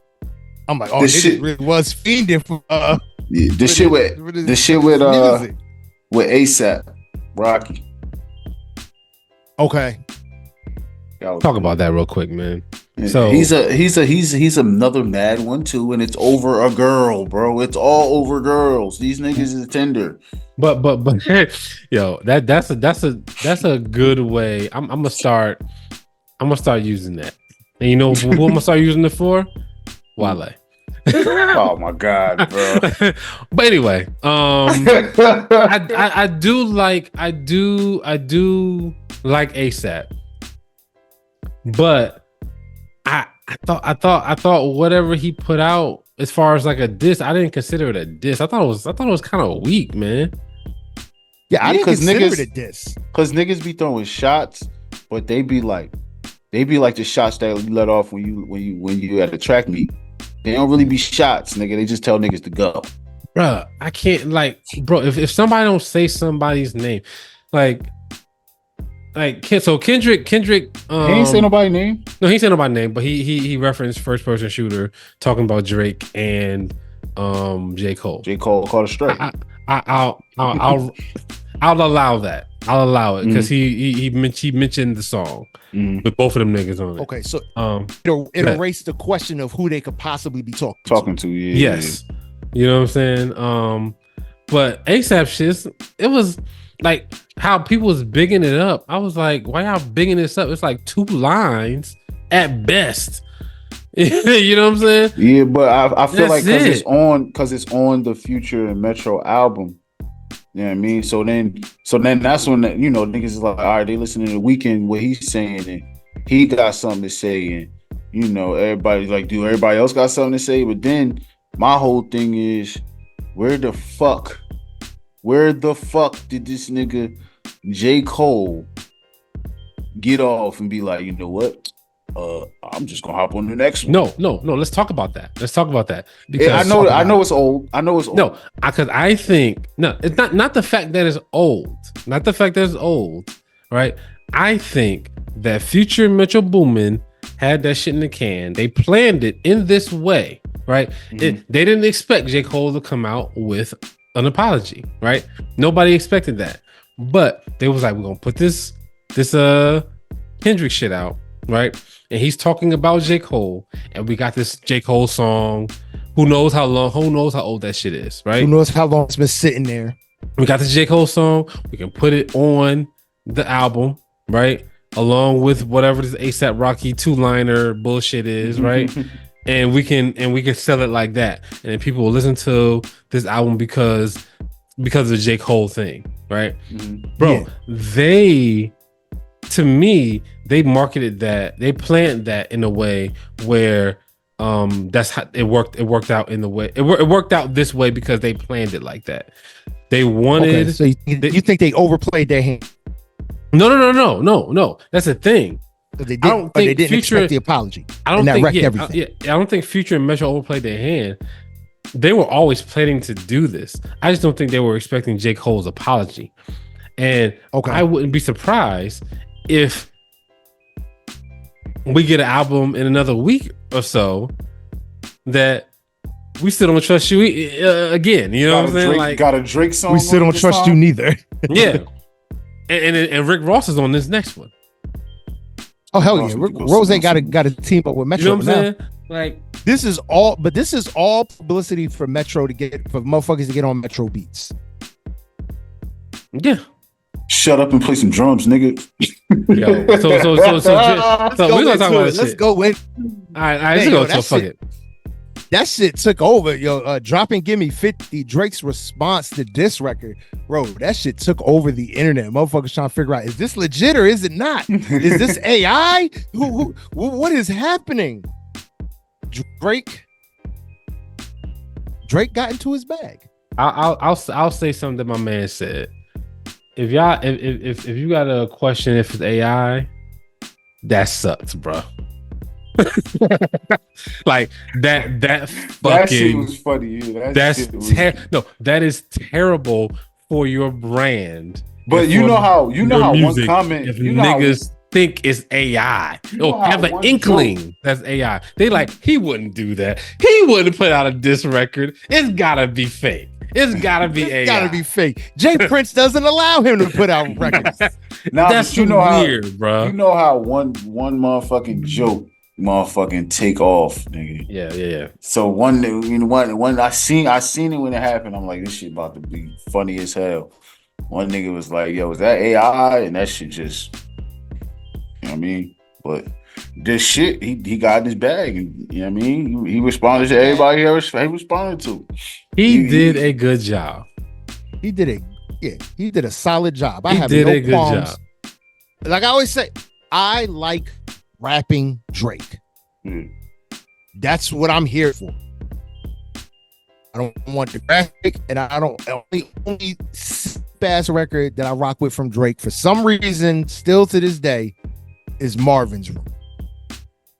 That is my guilty pleasure record. I don't know why I like that record. It's undeniable, nigga. But that is my only Drake guilty pleasure record. Like, oh,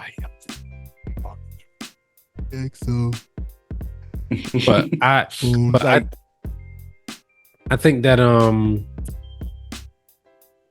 Drake kind of lightly tapped Kendrick. I don't think he really went in like he wanted to. I think obviously holding some shit back.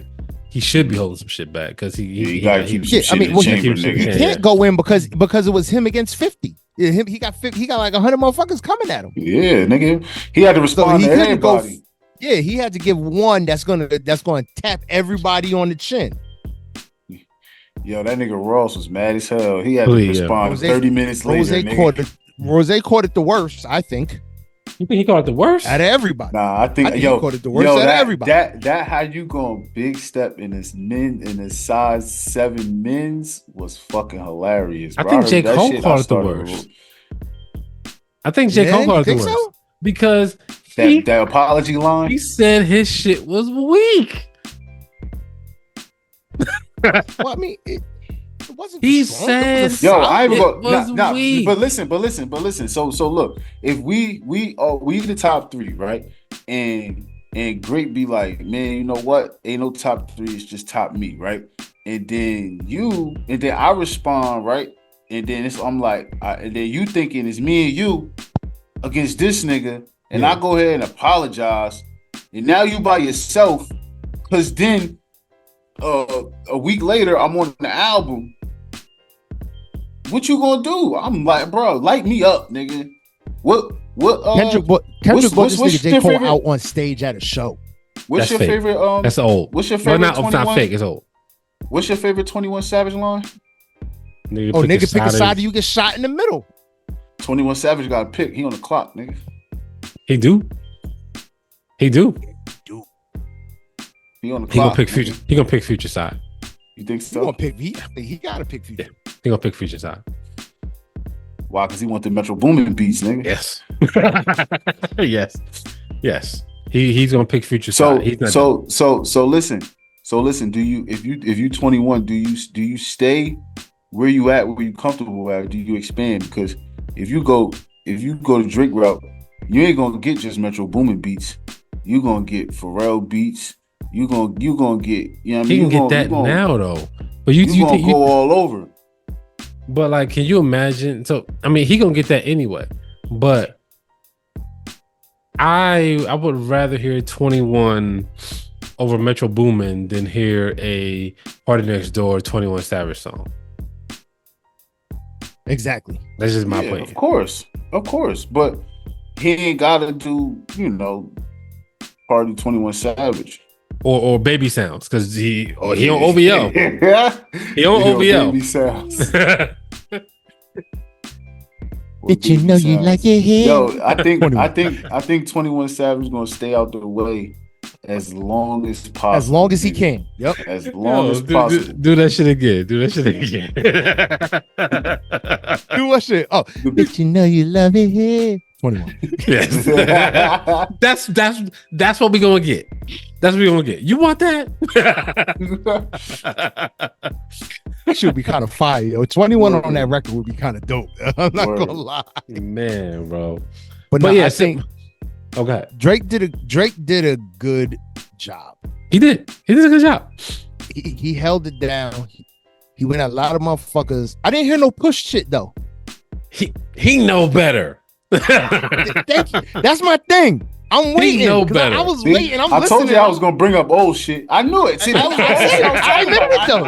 I knew it. That was the old shit I was talking about. Because I had my headphones on tight. I had the over the ear joints on. Like, he did his thing. I don't hear King Push. Nothing. Okay, good. Oh no, shit. But see, I say it. I said it. My thing. Did his thing. Hold on. Oh shit. Listen. And I'm glad he didn't try to. Yeah. I'd have just did it. You already, you against 100 niggas. I'd have just did it. I'm glad he didn't attempt to dig it's over. Back. I'd have stooped down. But now you got to stoop down a nigga's level. No. I ain't no stooping down. It's the level. This is the level. Into the bag. Yeah. Try and do a cheap jab at Push. You've already folded to Push, so I'm glad you didn't try and back channel now. I would have saved. The opportunity is past. I would have saved the whole 16 for that nigga in the middle of the song, nigga. It'd have went in order, nigga. I'd have went Kendrick, Cole, Future, Metro, Push. Just in case niggas forgot, Ross. I mean, he had like a whole verse and a half for Kendrick. He had like a couple lines for Ross, one line for Metro, and one line That's for all Cole. that nigga deserved. That was the illest line too, yo. Shut the fuck up and play some drums or something. Yo, now niggas make all some got drums. Now niggas got the drum line memes. Bruh, did you see the shit where he supposedly he put him in front of Magic City? Yeah, Drake had a drum line to play in front of Magic City. While either he came out or went in or some shit like that. Like, yo, come on, son. This shit is fucking hilarious, bro. That's great trolling. Phenomenal. Yeah, that's what you got to do. Yeah. You know what I said? And then Ross decided 30 minutes later, what is it, Champagne Moments? Mm-hmm. His retort. I think the only thing It's just called him white the whole time. He called him white boy the whole time and said he had a nose job. That was my problem with the record. You shouldn't have called him white boy. You should have called him half breed. It would hit a little deeper. You gotta call him a half breed. Well, I think if Ross got some sort of dirt as far as Lil Yachty writing shit or somebody writing the Travis Scott verse or something like that. He said he did that. If he comes out with the one sheet, I need that. I wrote that, and it's over. It's not over. It's not over. That's the thing. You're wrong about that. It's not over because niggas don't care. We've already found out. We've already survived the Quentin We don't Miller. care. He's already survived one. Ain't nobody gonna care about another one, right? So I think go ahead. No, finish your thought. I think that Ross. I want Ross needs to stop throwing subliminals and dangling the carrot and just give us the information. If you got information, he do this shit all the time. Every time he tells somebody, if you got information that Drake didn't write the "Out Like a Light" lyric, right? When you got information that he ain't write "Stay Scheming," right? You wasn't with me shooting in the gym. You got evidence that he ain't right. You wasn't with me shooting in the gym. We need that, Ross. But he ain't got it. We don't know. Ross is the no. You gotta understand. Ross is the nigga. If he got it, he gonna tell it. He gonna tell it. He just told us Birdman house got foreclosed on. We ain't know that. We ain't need to know that. He tell us shit we don't need to know all the time. So if he knows some shit, he gonna tell it. He tells shit. Am I right? He's a chatty patty. And that's why his baby he really mad because his baby mother be on his ass. Yeah. And she keep calling him a cop because she said he'll tell some shit. Now here's my question. Now that you even brought up, he's a cop. That was the big thing for 50. Officer Ricky. Mm-hmm. And 50 was loving this. If Drake can take Rick Ross out, what does that say about 50's legacy? 50 couldn't do it. No. 50 tried hard to end Rick Ross and just couldn't do it. I don't think 50 tried hard. What I think 50 did was he got it came to a certain point where he got a joy out of fucking with this man. To where it was just enough to keep him around. Just so he can continue to do the shit.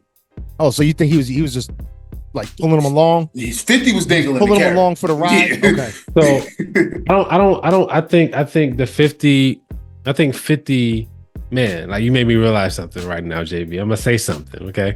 Mm-hmm. You know how I always talk about how Drake is a lot to blame for niggas not having all of the competitiveness and the ghostwriting and blah blah blah, right? Bro, Rick Ross was first, bro. Like when it comes to hip hop culture, he was a cop. He was a correctional officer, right? And niggas let that go. Niggas let that go. I don't know how they let that go. Ultimate enemy. I don't know how they let that go. How we let that go, but we let that go collectively. That might have set the stage for Drake saying, "Hey, this is above me," and nobody giving a fuck. Or Drake saying, "Hey, I got a ghostwriter," nobody giving a fuck. Right? That shit is interesting. I just literally just thought about that. I was like, yeah, Rick Ross, what like that? Rick Ross being the rapper he is, talking about stuff he talks about, and at the same time being the police is something that it would like. That would have been a really big conflict when I was growing up. Yeah. But it wasn't. But I mean, it was, but he survived it somehow. I don't know how, but he survived it. And do you think he only survived it because he was on Def Jam and he had the Jay-Z backing? I mean, that's probably part of it. You know what I'm saying? That's probably part of it. But how do you I don't know. How do you explain Drake surviving being a rapper and surviving the ghostwriting scandal? He doesn't argue about being a lyricist. Drake doesn't argue about being a lyricist? No, I don't think he argued. JB, you're the Drake fanboy. I ain't no fanboy, nigga. JB, you're the Drake fanboy. You can't be calling JB a fanboy, bro. He's just a fan, nigga. You're the Drake stan over here. He just likes this nigga, okay? Pause. A lot. No, like you like drum, nigga. Yeah, that sleepy ass. He I don't think he touts himself as a lyricist as much as he just touts himself as a rapper and entertainer. Rapper entertainer. He said rapper entertainer that's on the top of the game. Nigga, he ain't lying. Now, if you tout yourself as a lyricist, that means your nigga spitting that your shit. Yeah, like we find out Kendrick got a ghostwriter. If we find out this nigga Ab Soul's writing for this nigga the whole time. Yeah, then that changes everything about Kendrick. That would change everything, yeah. Then that puts a big heartbroken. Yeah, but Rose, come with the receipts, bro. Don't be saying Drake just Lil Yachty wrote shit and Drake didn't write this and Drake didn't write that. When they are like, to me, that you wasn't with me shooting in the gym is an iconic bar. I don't care what nobody say. Okay, yes. I'm not a Drake fan, but that's an iconic bar.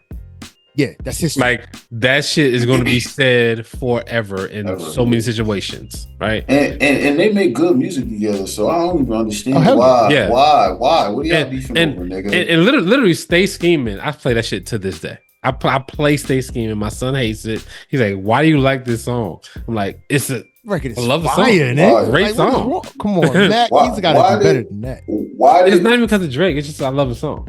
Why did Drake sent a cease and desist to French Montana? That's why Ross. No, but that's why Ross is at this nigga because he sent a cease and desist to French Montana.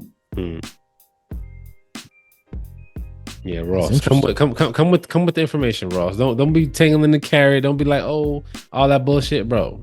Come with the information, bro. Fuck out of here. And stop talking in circles, like JB said. Yeah, I think be talking in circles, bro. Straight up. That nigga make 100 Instagram stories and saying the same thing over and over again. True story. All right, man. But that's what's up. Man. That's all the music, man. That's where we at with it, man. Rick Ross with his response to Drake's dropping Gimme 50, which is a response to everybody on the Metro Boomin album, We Still Don't Trust You, and then some. Young Miami dropped a record. Party Next Door gave us some shit. Anderson .Paak with No Worries, Drum, Big Baby Drum, Chris Brown, Bryson Tiller, Glorilla, Doja Cat. They make moves, they make waves, and we are here to talk about this shit. You know what I mean? And everything in between. You know what I mean? Yo, to keep it moving, let's keep it bouncing. We're gonna roll it on. Y'all know what time it is. It's time for This Week in Hip Hop. Boog, man, why don't you let us know what's going on? Let us know what's popping off with This Week in Hip Hop. All right, man. We gotta start off with. Hold on, time out, Boog, man. Before we continue, You keep blanking out that camera, nigga. What you eating? What kind of fancy man snacks you don't want us to see, bug? What kind of fancy man snacks you don't want us to see, man? It's just chips. And then plus my camera. Golden wrap chips. I don't know why my camera keep doing the blur thing, bro. Like it's been doing that. So I'm trying to fix it actually. Oh, I see you blanking out and then you came back on. I said, oh, this nigga got fancy snacks. This nigga got ripped by this stick. Anyway. Camera and shit. Let's talk about, just a somber moment in hip hop, man. Mr. C passed away. We got a couple of these, man. So Mr. C, we gotta say our rest in peace to Rico Wade, the architect of organized noise. And we also I don't know how people feel about this, but we also gotta say rest in peace to OJ Simpson. That was the most complicated one, in my opinion, because of the feelings that he evokes when it comes to like black people and white people. Because like so for instance, like black people, when it comes to race and police in this country, nobody ever get off. So correct. I'm pretty sure there's a lot of black people that think OJ did it. There's a bunch of people that think he didn't do it, right? But there's a bunch of people that think that's like, yeah, he did it, right? But they don't care because they like we never get off. We never win. We just wanted to win. Yeah, and he just wanted to win, right? And so people were like, yeah, whatever. I fuck with OJ because he got off. I'm not saying I fuck with OJ. I just don't. I don't wish death on anybody, and I don't wish death on anybody. And all pedophiles could die. I don't care. Okay, I mean, lock them up. Pedophile, nope. Chemical castration, and then you could kill him. I mean, I don't wish death on anybody, and I don't wish that type of situation with anybody's kids. You know what I'm saying? Because he got kids. And whatever he go through, they go through probably, including Khloe Kardashian. Yeah, four or five times over because that's how the internet works. So that was an interesting one. Before you move on past OJ, I just want to say for OJ, I think it sucks his death because he's just now shout out to Cameron and Mace. They were bringing OJ on It Is What It Is to talk sports. And this nigga had shit to say. Like he could have been, because he was a fucking athlete. Yeah, like that could have really been something. Like it wasn't about, OJ as OJ Simpson. They were talking to OJ, the Heisman Trophy winning football player. Yeah. Hall of Fame running back. Hall of Famer. OJ Simpson. Moving my mic and shit. They brought him on to actually talk sports. Who else died that day? Somebody else died that day. Mr. C. Shout out Mr. C, bro. Yeah. What up? That's these parties, old head parties ain't never gonna be the same, bro. Nope. Up here, Mr. C, and these old head parties, bro. Oh yeah, he is the DJ. Yeah, bro. These shits ain't never gonna be the same, bro. Yeah, it's gonna be a long time before we find a nigga that can hold down that spot. Cause Funk Flex gonna move right into it. No, not that nigga want to be 21 forever. He getting lipo. That's true. That's true. He won't give up his spot at High 97. He gonna be, you know what I mean? Let me tell you guys a funny story. I think it's a funny story. OJ, right? When it comes to the It Is What It Is podcast, OJ's on there. I think he's on there once a week, right? Talking football with Cam and Mace, and Mace is talking. There's a clip where you can find it. You can go out there on YouTube and you can find this clip, right? Where Mace and Cameron and OJ are talking, right? And what's Cam? What do we call Cameron? Killer, right? So Mace was talking. And he was like, "Yo, killer," right? He's talking to Cam, and OJ perks up, nigga. And it's like, I was like, oh, shit. Yes. Look, but he didn't perk up like real crazy, but you notice his face, you see it. You be like, yo, that's he wanted nuts. to say yes. That's nuts. Yes, he was just caught off guard. Like, did you just call me a killer? I was acquitted. I was acquitted, sir. Yes. He got so I must have quit. But most people won't even flinch for that because they know they ain't talking to them. He said, "Hold up!" It's like, hold up. That was log off. No, they kept going. Yeah, I know. I'm just saying that's when you go into panic mode a little bit. Like, oh shit, do I need to log off now? Like, it's over. It's such an interesting clip. But yeah, rest in peace to OJ, rest in peace to Mr. C, and rest in peace to Rico Wade, man. Mm-hmm. All right, Jay-Z is doing a Rock Nation docu-series on the Rucker Park tournament, man. I think that might be cool. I hope that he gets input from the players, like the legendary. Better get input from Fat Joe. He better get input from Fat Joe. He better get input from Stephon Marbury. Like he needs to dig in deep into his New York bag and get input from all these legendary ballers or people that have been involved with it heavy. I hope he does that. Hope he doesn't fuck this up. This could be really good or really mid. Yeah. There's no happy medium. Yeah. Man. All right, man. Your boy Kendrick Lamar is releasing a comedy film with the producers of South Park.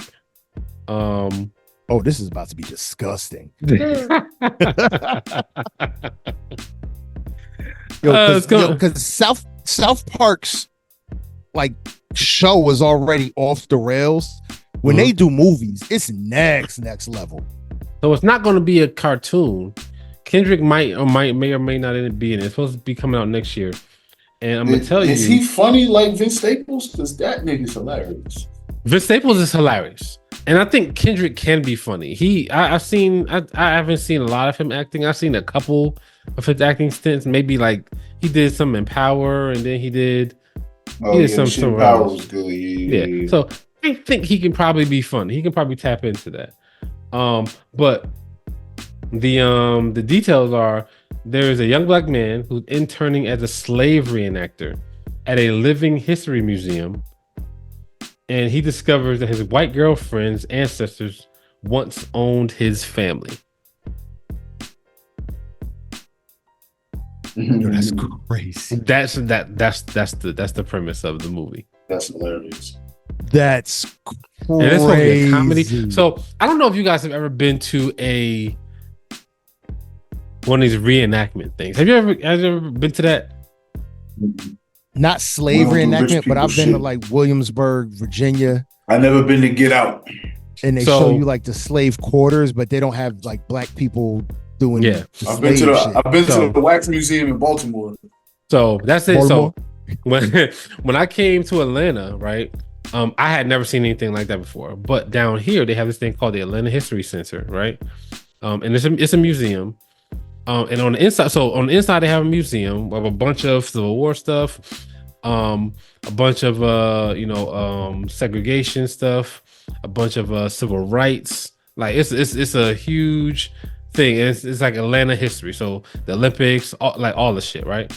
There's a bunch of Civil War battles that were fought in Atlanta, like literally down the street from where we are right now. Lot of shit like that. So when it comes to this place, they have inside it was a museum, and outside they have all of these little houses, right? And they have a cobbler. They have like a house where they do like the smithing.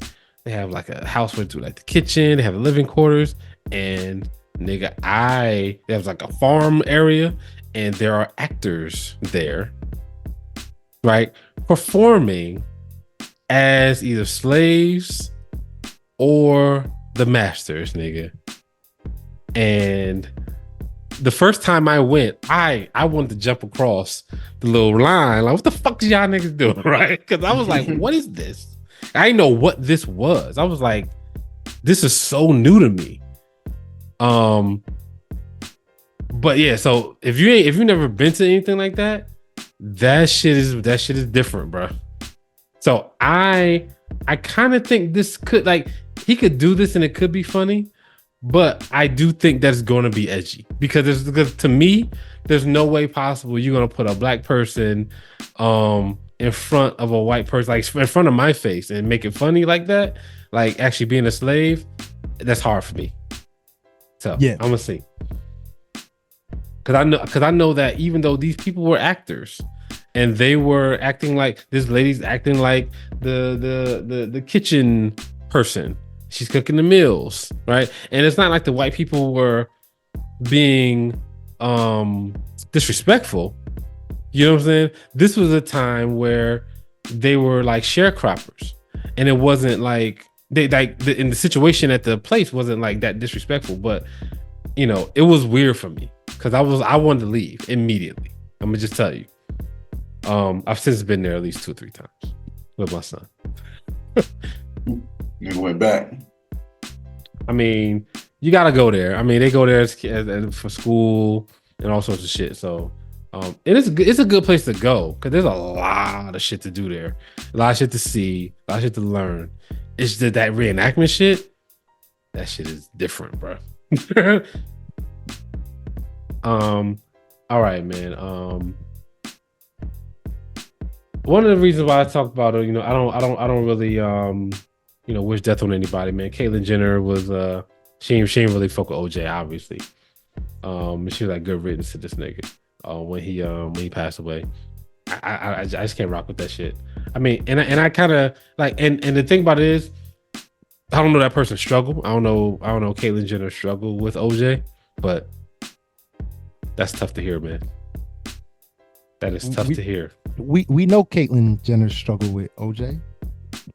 He was a lawyer. Yeah, I mean, I know that, but well, like, no, not what's the name was yeah.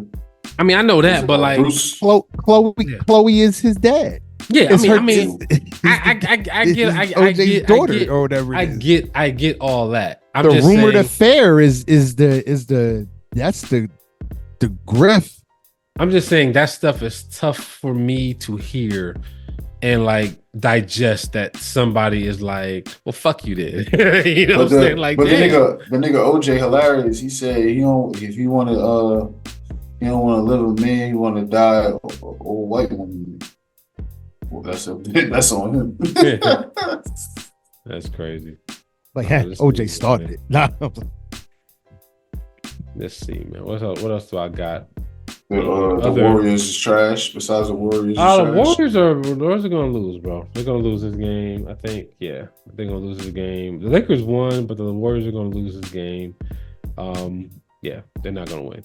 I got most of the shit that I have for this week in hip hop was Drake and Rick Ross. We talked about literally every fucking thing. So I'm like going. This nigga Drake told Ross he should have just asked for a feature. Oh shit! I'm literally almost done with my docket, and literally it was all Drake and Rick Ross. That's fucking nuts. That's cool. I mean, sometimes it happens that way. Oh, Riverdance by Beyonce, where he got where she got the sample from. That was crazy. Got that from a friggin' Motorola, the ringtone. Yeah. I didn't make that. You know, it's funny how you listen sometimes and you don't make that connection. Now that's all I hear is the ringtone. It's like, oh, they out here mastering ringtones now. Like, so your boy G Dep, he out of jail. He's not. He don't give a fuck about this Diddy shit. He's like, look, I got music. I need you to hook it up so I can get this money. Y'all think G Dep gonna come back? Y'all ready for G Dep? Are y'all even looking for any new G Dep or old G Dep? I'm 45, 6. At least. He's been gone for too long for me to care about G Dep.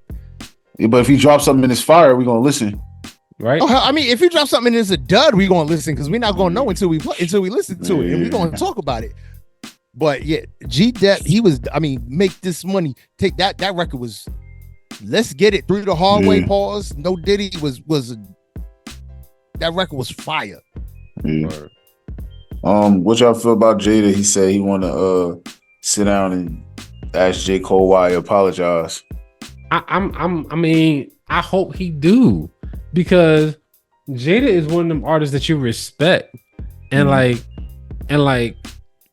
if Jada, if J. Cole, right? If J. Cole can explain himself to Jadakiss, and Jadakiss can be like, if Jada gives him the pass, then we gotta give him a pass. Gonna be like, I. Like if Jadakiss can give him a pass, then we gotta figure out how to give him a pass, because it's fucking Jadakiss. Jadakiss would never do this, right? Yeah. So if it's good enough for Jadakiss, it's gotta be good enough for everybody else. Yeah. Word. And he did say Drake gonna come with some fire. He called it. Yeah, he did call it. Yo, I feel like if J. Cole sits down and talks to if J. Cole sits down and talks with Jada, by the end of that conversation, J. Cole's gonna have a diss album. Like, yeah. When Jada's done, he gonna be like, all right, you know what? I'm gonna get back in the studio. I'm gonna put out these 5 diss records to everybody in the industry too. All right, man. So when it comes to here's a situation where in 2016, Trey Songz got accused of a sexual assault. He just settled for $25 million. That's been going on this long. That's why he's been quiet. He's been fighting his court case for this long. Yep. So 25 million. That nigga even got $25 million? Obviously. Shit. Yep. So he settled for $25 million. She's still a Jane Doe. Yeah, man. So that kind of got swept under the radar, because obviously he's been quiet for a long time. Yeah, that's why, because he got smart and he shut the hell up and disappeared. Yeah, we talked about this a while ago. This is way back, and then we talked about this, and we haven't really heard from him since. And literally, this is literally going under the rug because of Diddy. Like, if Diddy wasn't the top, R. Kelly. Because at the Diddy, time it was R. Kelly. Yeah, R. Kelly was going, because I remember that was the big thing. Everybody it was was Bill Cosby, then R. Kelly, then. So he was going through that the whole time. He was going through that the whole time. It should have been, it would have been Trey Songz, but R. Kelly just kind of overshadowed everything, because R. Kelly really blew up. I remember hearing a long time ago, folks were saying, just wait in another 10 years, Trey Songz is going to be the next one. Yeah, that's going to be in that Cosby R. Kelly controversy. Yeah, they've been saying that for a long time. But I ain't gonna hold you. I ain't hear nobody say he was at the Diddy parties. Nope. I ain't hear nobody say Trey Songz was at the Diddy parties, because he was doing his own parties. I mean, didn't Keke Palmer tell a story about how Trey Songz had her like trapped in a closet or something, or wouldn't let her leave his house or some shit like that? What? I didn't hear that story. Mm-hmm. Yeah, I didn't hear that. That's crazy work. But yeah, so.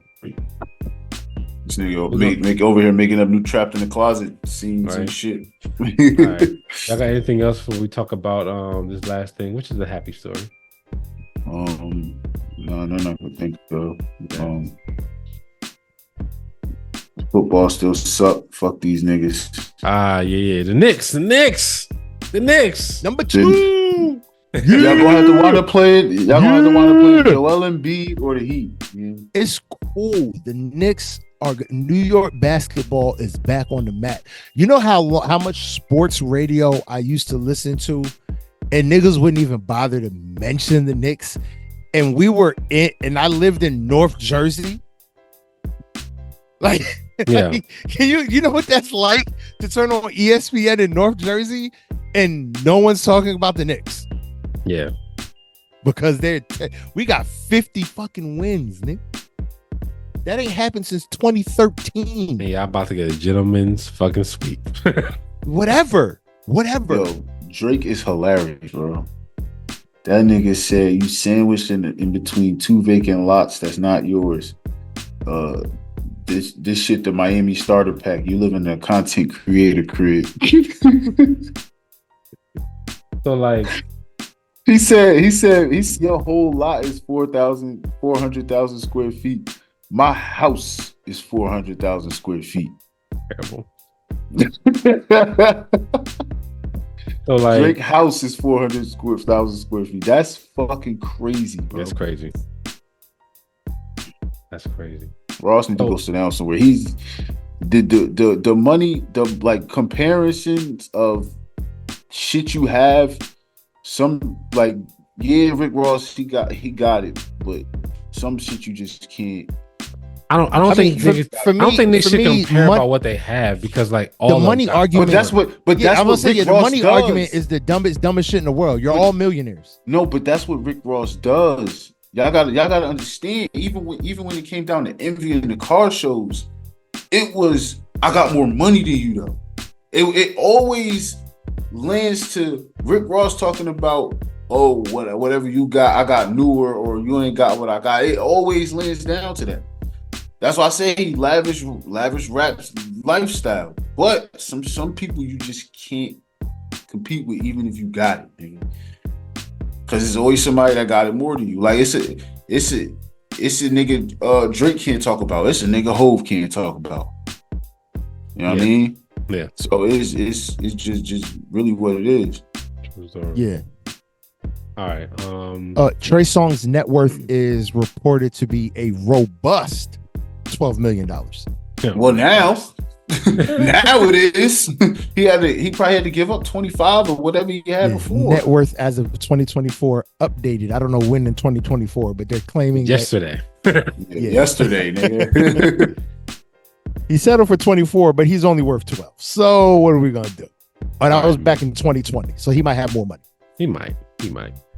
All right, man. Ice Cube offered Caitlin Clark $5 million for 1 year to play in the Big Three over the summertime, and she turned the deal down. She's crazy. Her salary for the WNBA is $340 something thousand over 4 years. Yeah, she's nuts. I'm sorry, she's crazy. Yeah, it's $79,000 a year, bruh. That's crazy. Obviously she's still endorsements and she's still gonna make bread. You know what I'm saying? But she's gonna carry over them NIL deals that she's got because she's not broke now. Yeah. Mm-mm. They got NIL deals in college now, and she's gonna make money. She's gonna make her money on the second contract because I think between Caitlin Clark, Angel Reese, and a couple other chicks that are going into the draft, their initial contracts elevate the WNBA, but they're gonna elevate the towards the WNBA is gonna start seeing actual profit. Yeah. Yo, and the team Angel Reese and Cardozo went to, they gonna be nice. My girl Teresa Witherspoon, the coach. Yeah. I used to go to the Liberty. I used to go to Liberty games just to watch her play, my nigga. Yes. She was the female AI, nigga. I used to go just to watch her play, bro. So shout out to her, nigga. They about to be real. And Angel Reese a double machine, nigga. Yeah. Yo, that game they lost, what's the name? She had 21, 22 rebounds. Yeah. And like 20 points, bro. She was just like possessed. So, but yeah, so would y'all would have took the $5 million and then just went to the WNBA next year? She would have still been the first pick in the draft, right? Yeah. I would have took $5 million. Yeah, I'd have took $5 million. I'd have took $5 million and brought some of them with me.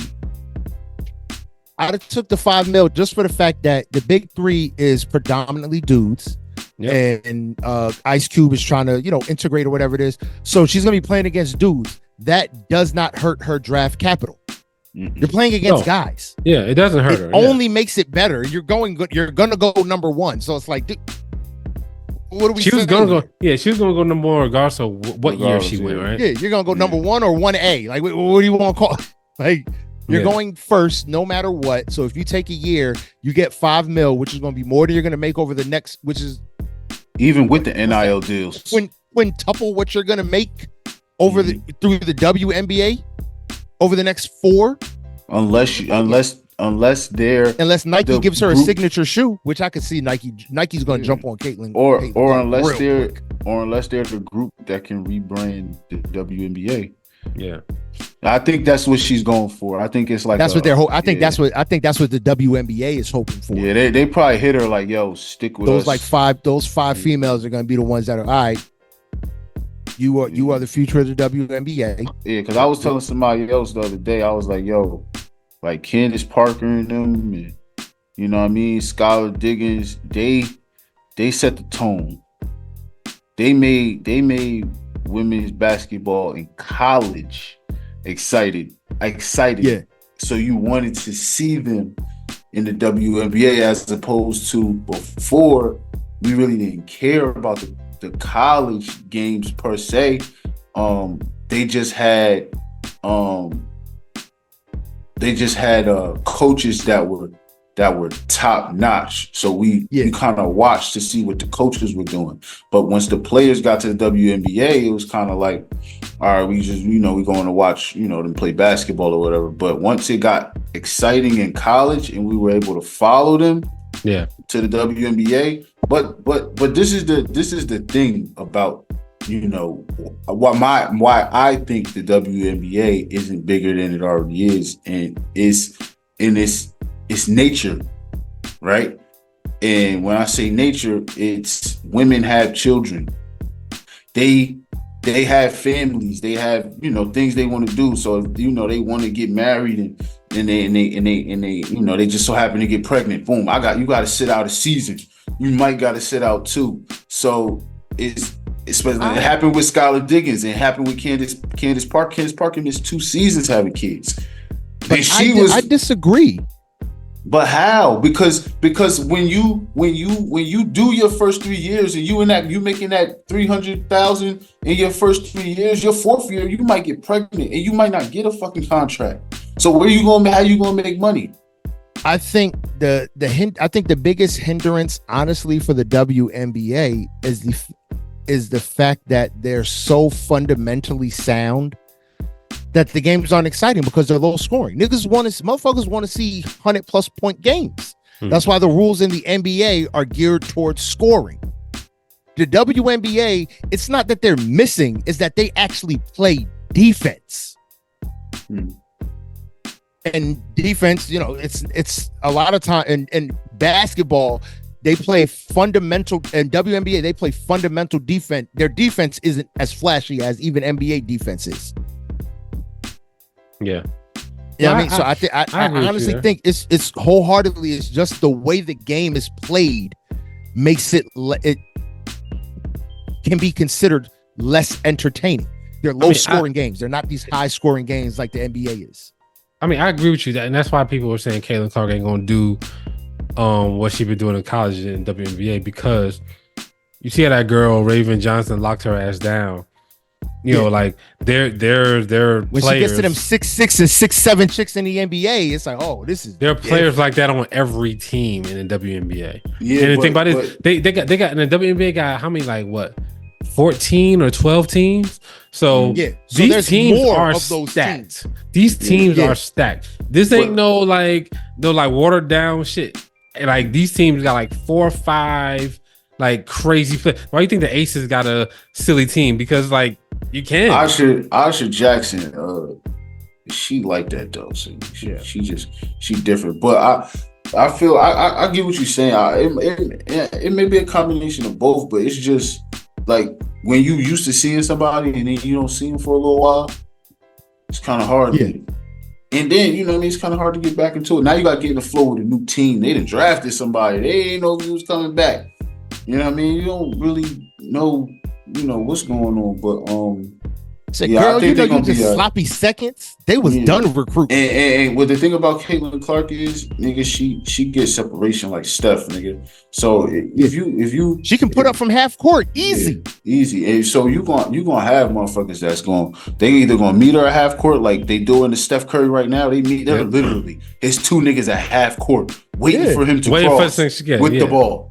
That's what they're doing. So so now you got to make him run around. Once she learn how to run off them screens and set her feet, I don't care who guarding her, nigga, because she ain't gonna have the ball in her hand. If she learn how to play without the ball in her hand, because that's her biggest thing. She cannot play without the ball in her hands. Yeah. She can't do it. Yeah. It's not her. She has to have the ball in her hands. And once she goes to the next level, she's gonna learn you don't need the ball all the time. Yeah. So that's it. So that was really cool that she got drafted. I mean, Angel Reese went number 7. Behind a bunch of folks, Cameron Brink and Cardoso. Cameron Brink, she nice. She could have been a model if she wasn't playing basketball. Word. Yeah, but I didn't know that was Steph Curry's god sister. Really? I didn't know that. She had to be lit in basketball. She grew up playing with that nigga. Yeah. All right, man. Let's talk about this last thing on here, man. BT. During the BT Awards, the BT is doing the BT Experience. So check it out. If you got BT Plus, Cardi B, DeVito, Gunna, Sexy Red, The Roots, Common, Queen Latifah, all gonna be there, man. So it seems gonna be a good show. They're gonna have some comedians there. Michael Blackson's gonna be there. There's a guy named Chris Spencer is gonna be there. So Tiffany Haddish is supposed to be there. So it seems to be a pretty good show. This is leading up to the BET Awards. I think this little BET Experience thing is going to be Friday and Saturday. I think BET Awards is on Sunday. So it's going to be like an all weekend affair, man. So like if you got BT Plus, then check that thing out. I'll start a new email so I can get the free trial. I got like 12 emails. I ain't mad. Yeah, look, man, that's how you do it. That's how you do what you gotta do, man. Like 12 emails. I just change the numbers on the back end every time. Y'all ready for this Gunna album? Yes. Thank you for saying something. Yes. It's on my list. I'm not. I am, because he not testifying, so the snitch allegations could go out the window, so we can listen to him normal again. And Gunna make good fucking music, bro. We can't even like lie and be like. I've never been a Gunna fan. The only time I was a Gunna fan is that last song he put out because it was so fucking catchy. It was catchy. Like that shit was just catchy. That shit was just catchy. I was walking around my house singing that shit because it was just like in my head. If he don't put out no shit like that, I don't like his music. I'm not a fan of his music. I'm not saying he can't put out good music, but it don't sit in my spirit. It don't hit for me at all. Yeah. Oh yeah. Who side y'all think Dirk going on? We y'all think Dirk riding with? Dirk gonna ride with whoever 21 ride with. He gonna sit down and he gonna sit in the corner until he makes a decision. Drake. You think he's going with Drake? He going with Drake. I think he gonna wait in the middle until he's forced to pick a side. He going with Drake, bro. I don't care what you do. He's going with Drake. Okay. Yep. I mean, it's understandable. There's no argument there if he does. Gunna's not a rapper. I mean, not Gunna. Dirk's not a rapper anymore. He's going with Drake. So I need to hear this Schoolboy Q and Drake song. That's next. I'm letting y'all know that's next. Got it. That's next. We about to get a Drake and TDE collab, nigga. Nigga. If we get that, if we get that, that means Drake won. Yes. That would have to mean Drake won, because that would mean Absolute Soul. That means SZA. That mean Isaiah Rashad. That mean Reason, Schoolboy. All them is like, yeah, come on, you smashed the king. Yeah. Featuring TDE, featuring JID and Drake. Yeah, that would be if Drake. JID and them niggas is sick right now, bro. Sick, because now you like, all right, what do we do? Like, we just sit here and take this shit. Yeah, that's another reason why I'm mad that J. Cole apologized. Those camps can They got bars. TDE nigga. versus Dreamville. Yeah. That's a lot. That's a good one. You know Kendrick's gonna start making sure these motherfuckers catch strays, and then Cole would have to start taking it to all the TDE. We got. I'm upset. Well, at least Drake came out in the summer. Yeah. The summer might be salvage. So there that goes. There you go. Yeah. All right, bro. That's all I got. All right. Yeah. All right, man. Yo, that's what's up. That's what's up, man. This has been another episode of I Do It for Hip Hop podcast, man. If you want to find us any other way than how you're listening right now, you can do that by logging on to Apple Podcasts, SoundCloud, Listen Notes, iHeartRadio, Google Podcasts, Spotify, and or right here on YouTube if you're watching. You know what I mean? If you want to get in contact with us, the best ways to do that is the email I do it for hip hop 1@yahoo.com, or you can hit us up on IG Messenger at I do it for hip hop _podcast. I said, if you got music that you think we should be listening to and we should be talking about on this here show right here, those are the best ways to get it to us. Drop your links to your Apple Music, your SoundCloud, your That Pips, all that kind of good stuff, or just send us an email with your music in there, all that kind of good jazz. We'll chop it up on the show if we think it's good enough, or if we think it's that bad. Because we're going to be honest. If we think it's good, we're going to say it's good. If we think it's bad, we're going to say it's bad. If we think it is terrible, trash, kabibble, we're going to say that too. Because music is subjective. It is subject to criticism. From who? Us, the real people. You know what I mean? If you want to get in contact with me, if you want to get in contact with me directly, you can do that by logging on to Instagrams or the Twitters. What is it? X at Great Pharaoh, GR8 _PHARAOH. Bug, man, why don't you tell them where they can find you? Yo, you can find me on Instagram at Mr. Can I Live 1. That's MrCanilive 1 on Instagram. That's what's up. That's what's up, man. Yo, JB, why don't you tell them where they can find you? You can find me on Instagram, Mac Bailey, MACBAILEY. All right. Again, I Do It for Hip Hop podcast. Another episode in the bag. We appreciate you. We thank you for tuning in all the time, showing us love and support. We respect you. We honor you. Leave reviews, leave likes, leave comments. We want y'all to get active with us. I Do It for Hip Hop podcast. I have to think about it for a second. The sound of now. I've been meaning to tell you the whole show, nigga. You look like Black Thought with them fucking glasses on, nigga. No regular glasses. Nah, because when you got the hat low, the tint. You know what I get a lot, yo? I got pictures. I'm gonna send y'all a picture I took when I was in Jamaica. Everybody thought I was Crooked Eye. Because I had the hat low. It's like, oh, we thought you was King Cricket. I said, nah, just me. Well, man, I am Great Pharaoh, and I do it for hip hop. Yo, I'm Bug, and I do it for hip hop. Yo, I'm JB, and I do it for hip hop. The concept.